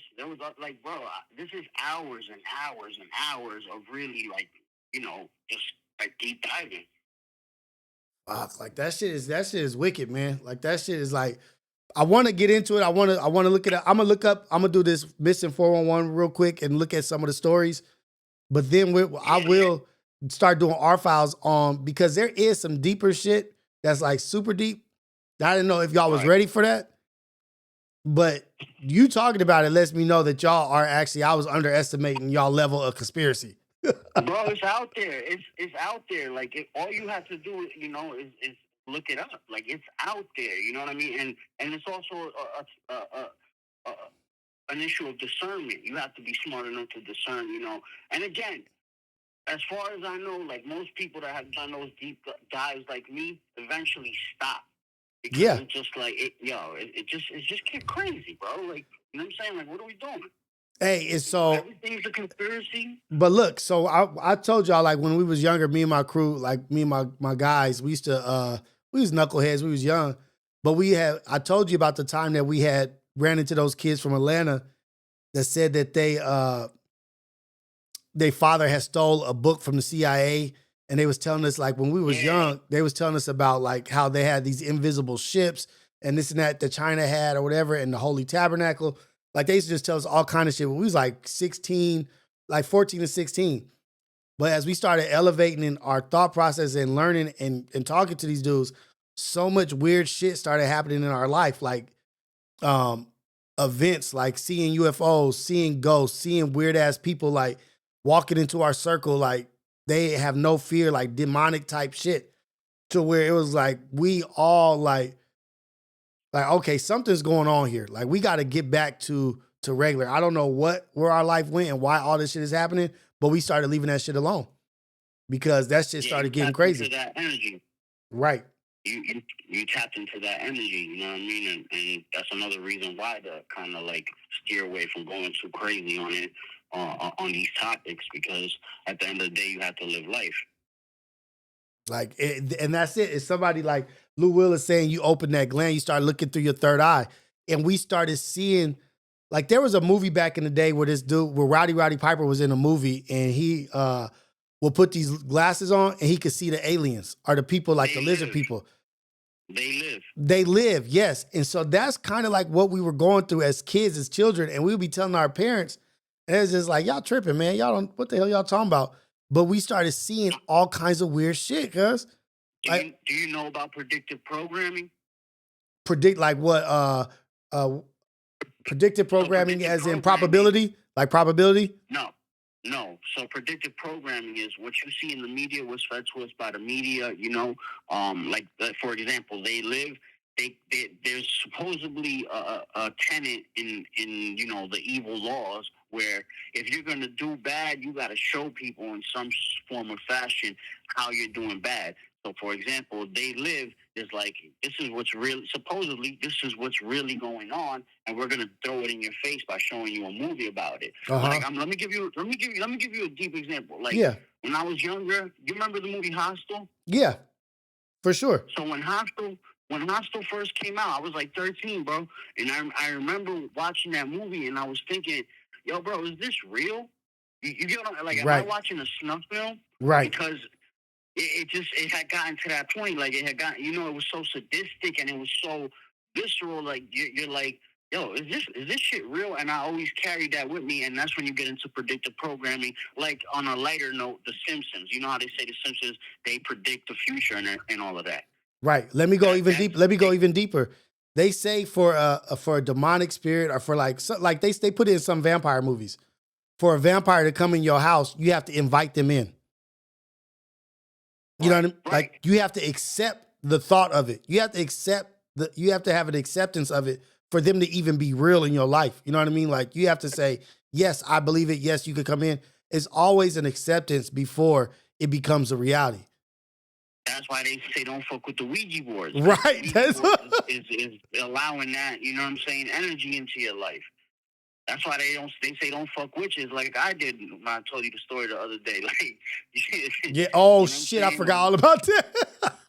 Yeah, that was supposed to be the topic. We were supposed to be talking about, you know, women and not just women, but, you know, being careful who you pick as a partner. Right. But look, I need you to start, like, we got to get back into this, man. You need to get back into it. You got to start dropping links and shit to this shit in the discourse so we can start talking about all this shit, man. Like, let's really get this up. Bro, Let's get into this shit. Let's get weird. Let's get. Is he like, nah, nigga? I'm not finna start dropping no links, bro. I'm not going back to that place, bro. Oh, shit. That's out, bro. That's out, bro. I'm not dropping no links. Do your own research. No. Let's at least. Idiot, you know what I'm saying? Let's. You know, your job. I'm gonna have you cover Antarctica. Your specific region is Antarctica, the fallen angels. Oh, the pyramids in Antarctica. Yeah, that's your area. So you. Yeah. I'm telling you, bro. There's nothing you're gonna throw at me.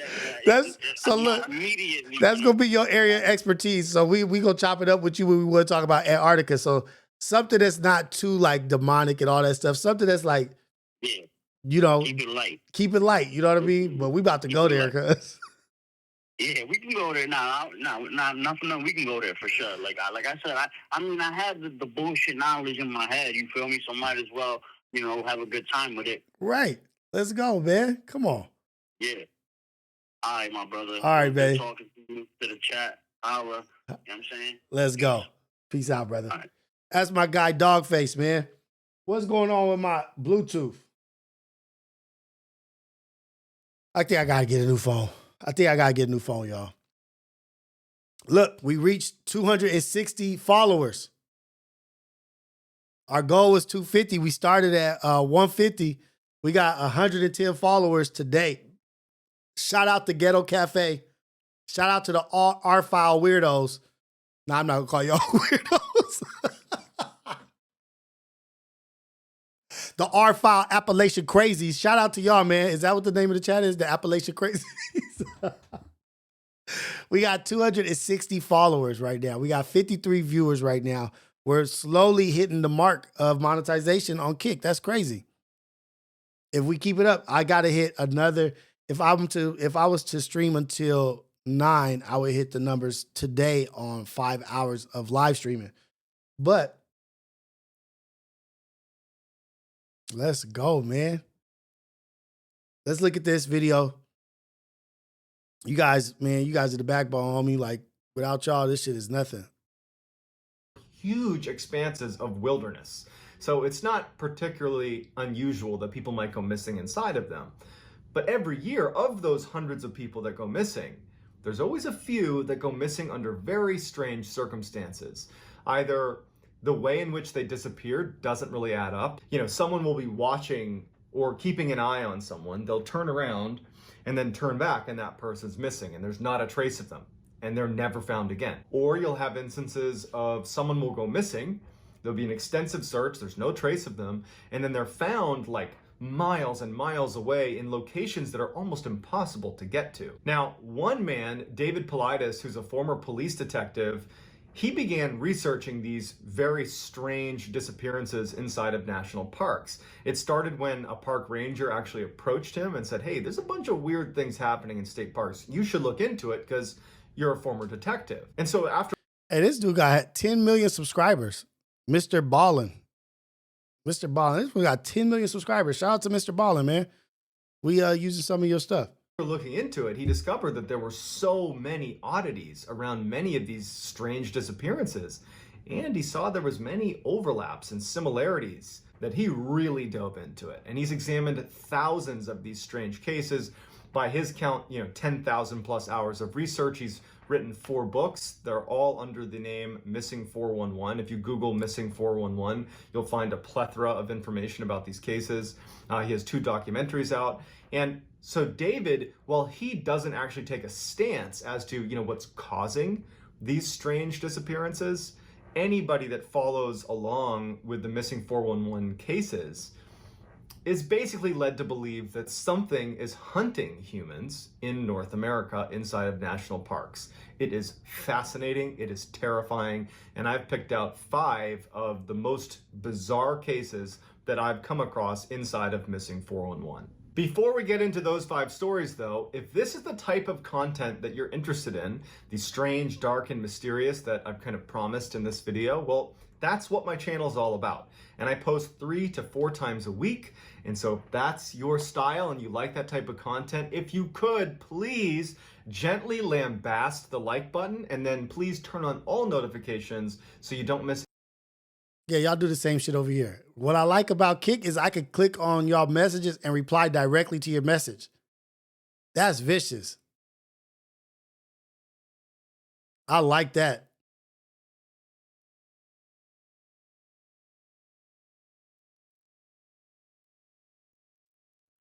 I like that. Let's go. Let's go. Any of my weekly uploads. All right, let's get into the stories.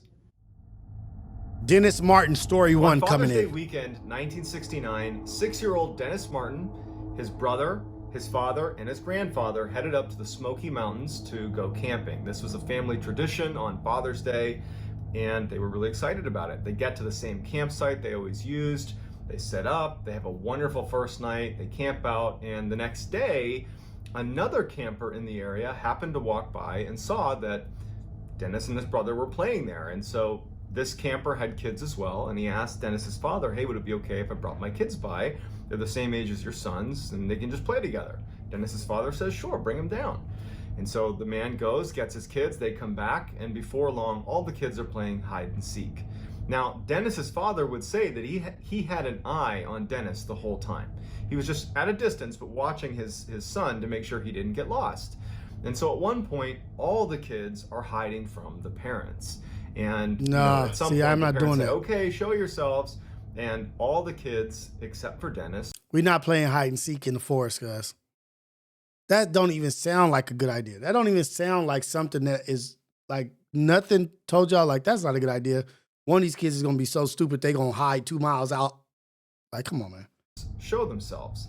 And Dennis's father has watched Dennis go behind a particular tree. He watched him do it. He was watching the whole time. And so when they said, come on out, and he didn't come out, he actually wasn't that concerned because he knew exactly where his son was. And then after a few moments, he yelled to his son directly and starts walking over and says, Dennis, come out, Dennis. I know you're behind the tree. And when he finally got over there, Dennis wasn't there. Dennis's father immediately starts running off into the woods, screaming for his son. And he actually ends up running almost 2 miles up the Appalachian Trail, just hollering for his son. Appalachian! And he couldn't find him. And then the rest of the family had broken up and was searching the area. The Appalachian hills, the Appalachian mountains, the Appalachian trails. It's the Appalachians, man. They got some portals, some PDF portals in the Appalachians too. It's just not the national parks, it's the Appalachians. It's the trailer parks. They got portals and tunnels and shit. They coming after them. They coming after the babies, the adrenaline or whatever that's called. They trying to take it, man.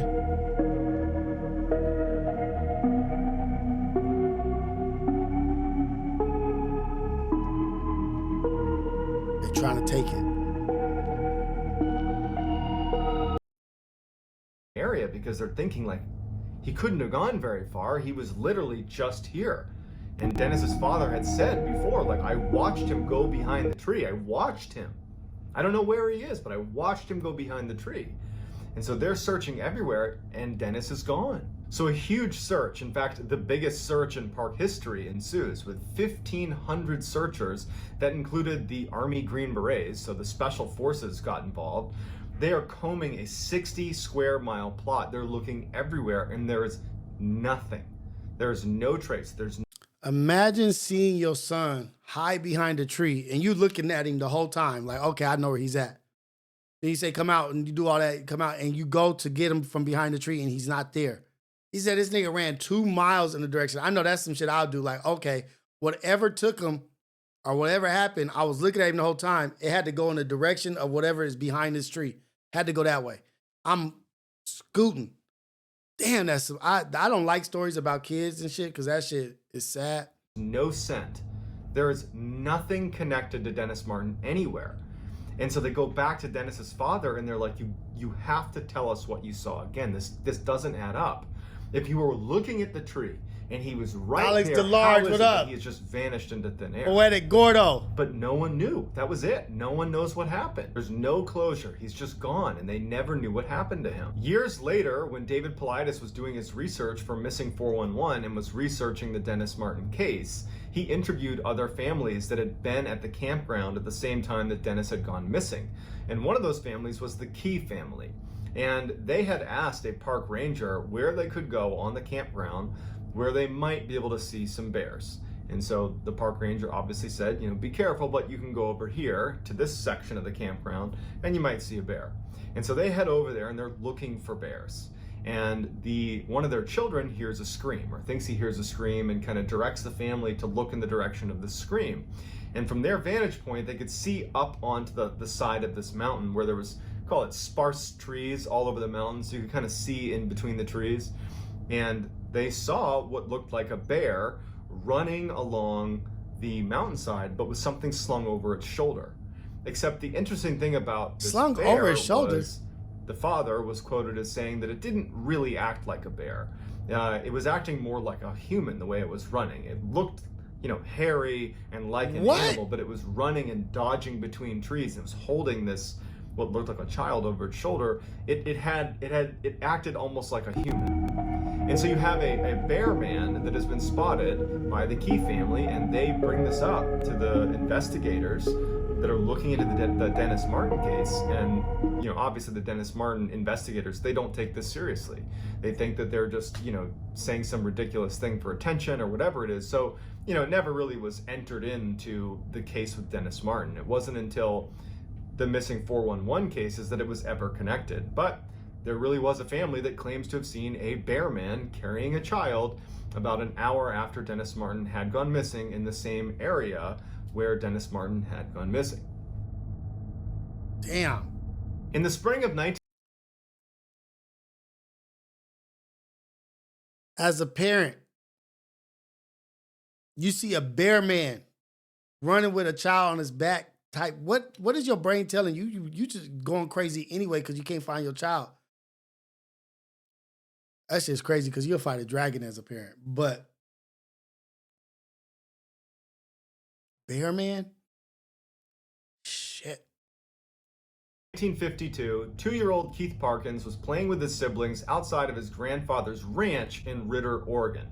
And when the kids were all called in to have lunch, Keith was nowhere to be found. And so the siblings and the family went out and did a cursory search looking for Keith. And when nothing turns up, they call in authorities and a full-fledged search is launched for Keith. There's no sign, there's nothing. And 4 miles away from the ranch, they find several hours later some footprints that look like they might belong to a 2-year-old. And they start tracking those footprints and they go on for miles and miles, and then they just kind of stop. And it wouldn't be until the next day, 12 miles away from the ranch, that they would ultimately find Keith. Surprisingly, Keith, who had disappeared with not enough clothing to be out in sub-zero temperatures with snow on the ground and being 2 years old, he wasn't prepared for a night out.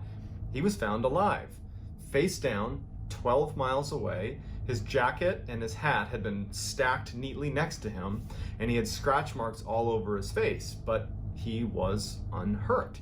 When asked, what happened, he's 2 years old, he had said a cat scratched him, and he kept repeating that a cat had scratched him. That was the only thing that he could articulate. No one knew how a 2-year-old, in the span of 20 hours, could have moved in the middle of the night 12 miles away. Les Stroud, who's a very accomplished outdoorsman, he's the star, he is Survivor Man. Right. He actually, because of this case, went out and tried to actually cover the distance in the allotted time. You have 20 hours to cover this 12 miles. And he couldn't do it. And he even said, it's not possible for a 2-year-old to have covered this distance, let alone survived the exposure to the elements at the time that he was out there. But somehow he did. And, years and years later, Keith was interviewed, because now he's a grown man, he was interviewed about what happened, and he has no idea. He has no memory of it. How did he get 12 miles? At the end miles? of 1973, How did this little baby get 12 miles? It's not even possible for an adult. It's the only thing I could think of is tunnels, portals, or aliens. Or a bear man put you on his back and ran 12 fucking miles with you on his back.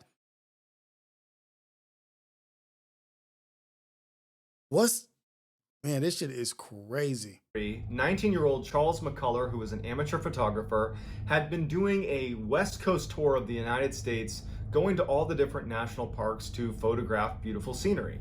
And by January of 1974, he was in Oregon and wanted to go to Crater Lake, where he wanted to take pictures of Crater Lake. So he asked his friend, who had an all-terrain vehicle, to take him out to Crater Lake, because his van, which was this VW beat up old van, it couldn't have made it out that far. And as his friend is driving him out to Crater Lake, Charles says to him, kind of jokingly, "Yeah, if you don't hear from me in a couple of days, file a missing person report." Sure enough, a couple days later, when Charles doesn't show up, that friend does file a missing person report, and an extensive search is conducted at Crater Lake to find Charles. There's no sign of Charles. There's nothing. There's no anything about Charles.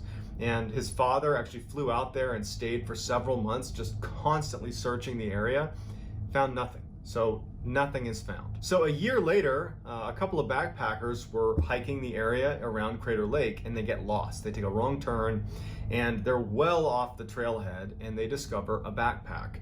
In the backpack, they found a strange-looking Volkswagen key that anyone that knew Charles McCullough knew that he had this strange key. And so when they found it, it was a distinctive key. And so when they gave it to police, it turned out that it was Charles McCullough's backpack. So investigators went out and started looking in the area that this backpack was found, which was 12 miles off the trailheads. This is another 12 miles. This is well off the trailhead. And near the backpack, they find what remained of Charles McCullough. So they found his pants unbuttoned and on a log, as if he was sitting on the log and then just disappeared into the ground, but his pants were still there. Sticking out of the pants were his socks, no shoes, and in the socks were his feet bones. There was no jacket, there was no upper portion of his skeleton. 12 feet away, they find a portion of his skull, and that is the last thing they find of Charles McCullough.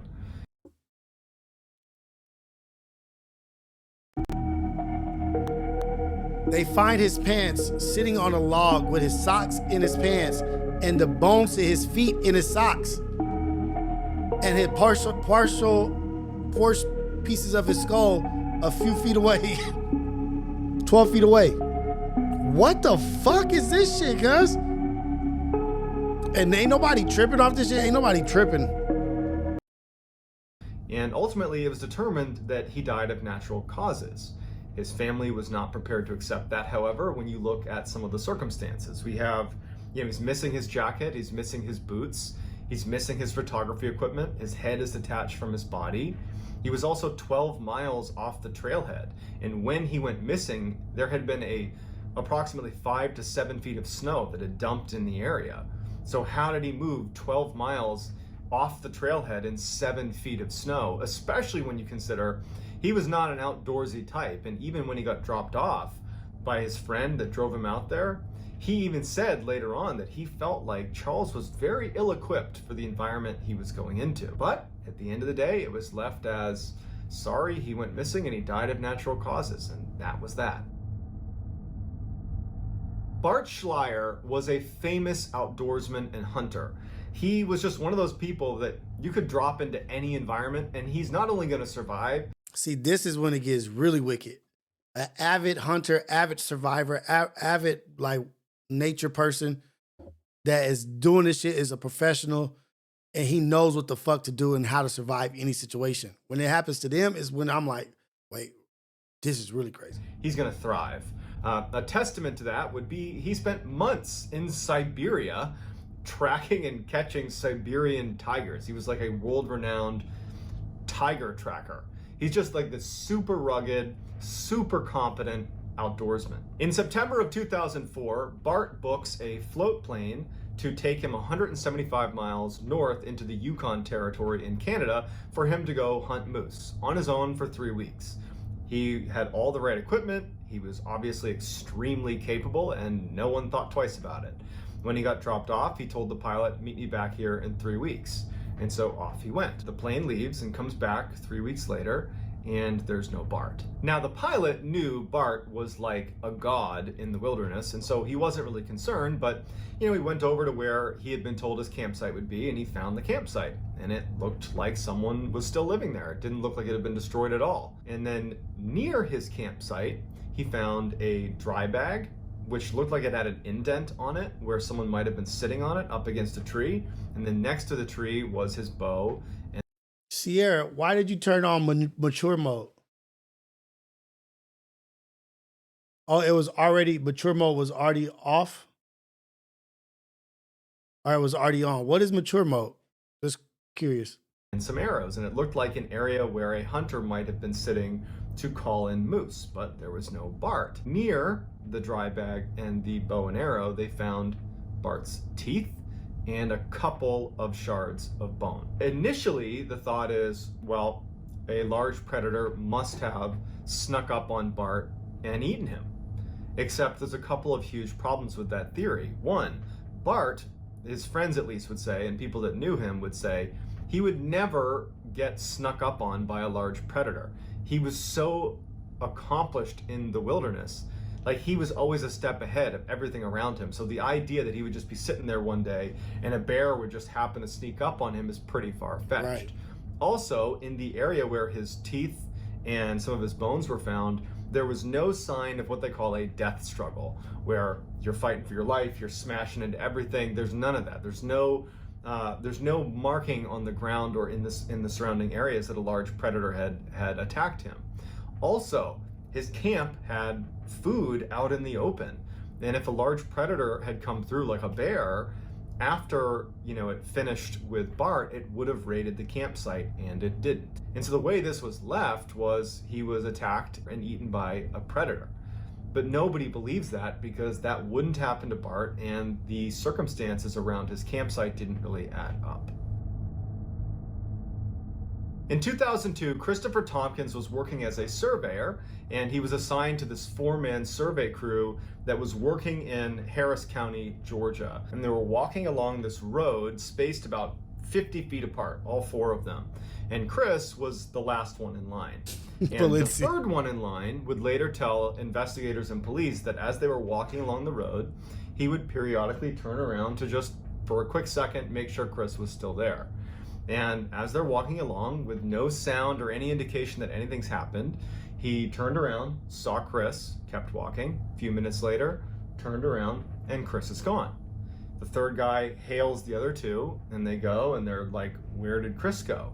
They're looking down the road, like maybe he stopped, maybe he stepped off the trail, but they can't see him. And they go back they start walking down the road towards where he would have been, and they find on the ground a pile of loose change and some of his tools.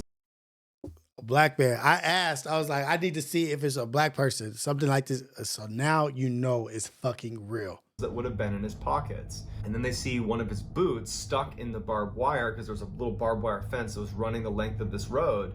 One of his boots was stuck in the barbed wire, and there was nothing else. They searched the area, they're looking everywhere, there's no sign of him, and it didn't make any sense to the people in this survey crew, especially the guy who was third in line, who was like, I literally saw him a minute ago, and there's no way he could have gotten away without me hearing or seeing some indication of where he was. But there was no sign of him, and he was gone. So after this huge investigation, they don't find any sign of him, and that's it. They're just like, yeah, he's gone. They did find, 9 months later, they found his other boot near a swamp 900 yards away, but it didn't provide any more clarity into what happened to him. However, if you look at the pile of loose change and things that were in his pockets that were on the road, it indicates that at some point he may have been turned upside down. And if you think about the entirety of all of these strange stories, where the idea being someone could be hunting humans, just picture in your head Chris Tompkins walking along and something flipping him upside down, dumping the contents out, and then being gone in a matter of a minute where no one can see where they went. These 5 stories are just a fraction of the literal thousands of others that are covered in the Missing 411. Thousands. National parks are off the list. Ayana, Zaya, we're not going to no national parks, babe, ever. Because of the missing 411. Because of the missing 411. All the kids that go missing in national parks and all the people that get abducted and killed in national parks. Like Yosemite, like, like forest and stuff. So unless we heat it, we got guns on us, we're not doing that, okay? All right. Okay. You gonna give me series. And while many people believe that all of the cases in missing 411 and any others that ultimately are considered strange inside of these national parks have a rational explanation, even if... John Mez, I have a cabin in a national park. I'm not serious. Just setting a little healthy amount of fear. She's aware. But I have a cabin in a national park. So of course we go to national parks. I'm just playing with her. We don't know what it is. Whereas another group believes that this missing 411 phenomenon is an indication that something is hunting humans in the national parks across North America. Right. Some say Bigfoot, some say aliens, some say something else. But paranormal is certainly the other camp in terms of trying to explain away what these strange disappearances are from or what's causing them. Whether or not we ever find a definitive conclusion remains to be seen, but I would love to hear what you think is going on inside of these strange cases of missing 411, whether it's a rational explanation or maybe something paranormal or some other option. They're going to try to explain it. They're going to try to scientize that shit and figure out like, oh, it was this, but no, it's some paranormal, crazy, wicked shit happening. It's some spooky, crazy, hilarious shit happening. And they know it. And they know it. That's the messed up part. They know it's some shit going on. I need to see some documents on this shit. I want to see them put some documents on this shit. Because I modded up my people. I modded up 5 people. I got 5 mods in here. The lioness is up in here doing their thing. I try to do stream elements where they have like my tip thing where stream elements will add the tips. Like see how stream elements is putting in thank you for following. I lay pipe for a living. Jesus Christ. Little man syndrome. I lay pipe for a living. Like, come on, cuz.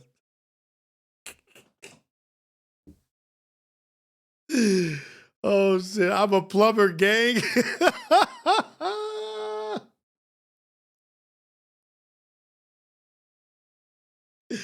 Let's fucking go. Hey, man. Let's go. I lay pipe for a living. He's a plumber. Y'all leave him alone. He a plumber. He making an honest living. Shout out to I lay pipe for a living.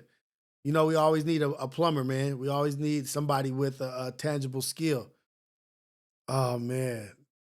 I appreciate it. That shit really made me laugh. He said, I'm a plumber, gang. Hey, let's go. Shout out to you, man. Shout out to everybody in here. So we got a few mods. I think we're gonna keep it at that. Maybe take some mods, give some mods. We'll see how it goes. We'll see how everybody's acting. Nobody's safe. Gotcha. So be on your best behavior.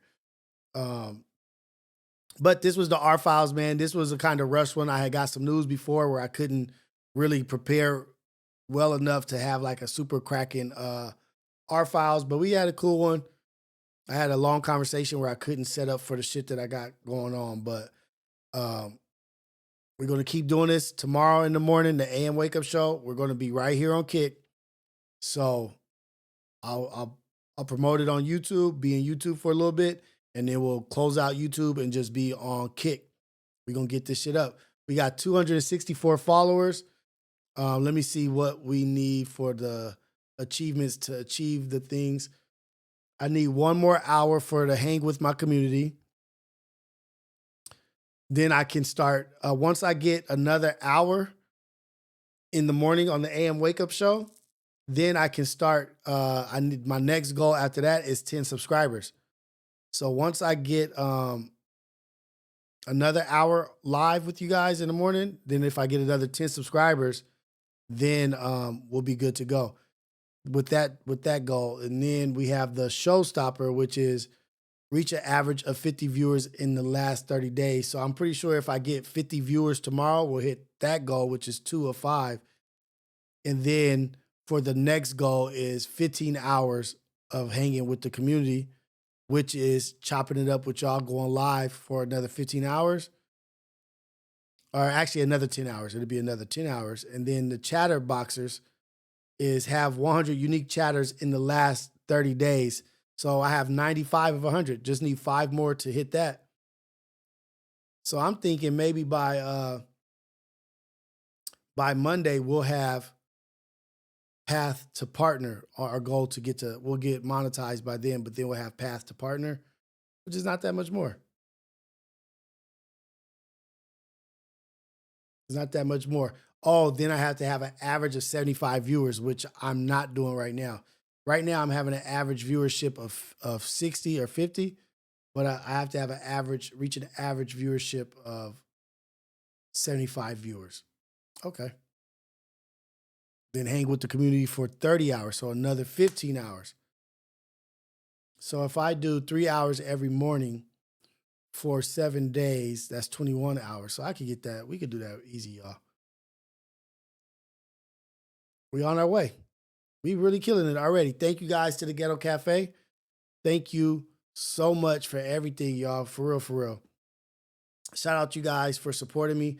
Shout out for you guys just being in here, being impactful. Shout out to the mods. Thank you, ladies, for being in here. We're not really blocking nobody. We're not doing that. We're going to be cool in here. We chilling. But if you get out of line, I'm gonna do a list of banned words like that we can't be saying, you know. But W Stream, W Ghetto Cafe, W R Files, W to Kick. It's a win for all of us. We just gonna keep going, man. We're gonna keep going. We at 266 followers now on Kick. Shout out, y'all. Shout out to you guys. Let's get the word out. We'll get the word out, Lou Will says. Thank you, Lou Will. I appreciate you. I'm gonna get more active in the Discord. I want to get the Discord more active. I want to be able to pull people up in the Discord. So tomorrow in the Wake Up Show, I'm going to try to pull the Discord up and have people call into the Discord or bring you guys up on camera if you're willing, if you want to. I know it's early in the morning, so probably some of y'all will be sleepy or whatever, not dressed or whatever. So you can just do call-ins. You don't have to get on the camera, just the microphone. But that's where we at, man. A cuz called Nick. What up, a cuz called Nick? I see you, man. In the voice chat? No, not in the voice chat. In the like, there's a thing that you could do, like you can have people come to the floor and you bring them up to the stage. The voice chat is kind of like everybody, but when I open up the stage, I can bring people up and bring people back and drop people back down. When somebody wants to talk, they can put their hand up, and I'll pick them to come up to the stage to talk, to say whatever they want. But I'll have the number up and I'll have the Discord up. So you guys can contact me both ways and we can get in here and holler at each other and have a good time and just, you know, be on what we be on. But shout out to y'all. Let's keep making moves, forward motion. I'm proud of y'all. I'm proud of myself. It's all love all the time. God is good. I'm gonna get it like real spooky here. I'm gonna get a lamp back there and yeah, let's go, man. I'm going all in, y'all. I'm going all in for the Ghetto Cafe. I'm going all in to make this make sense. I'm going all in for my family. Like, we want to be the greatest. I want to be the greatest. I want to be the best for y'all. You know what I mean? Somebody said video chat. Yeah, it'll be a video chat, but you don't have to bring your video up. You know how Pun is always like, get on camera. You don't have to get on camera. We could just have conversations. Yeah, Balenci, wash your face before you come on to the camera. Best pod in the whole wide world, Craig. The whole wide world.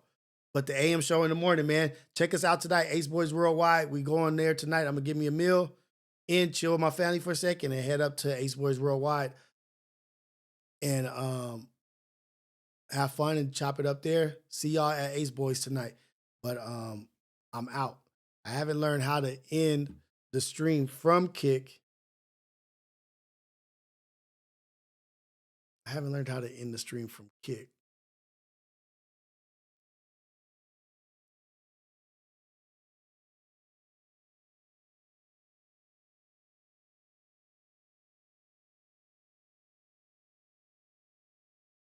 I'm going to end it from here, though. End it from Streamlabs. Shout out to y'all, man. We out.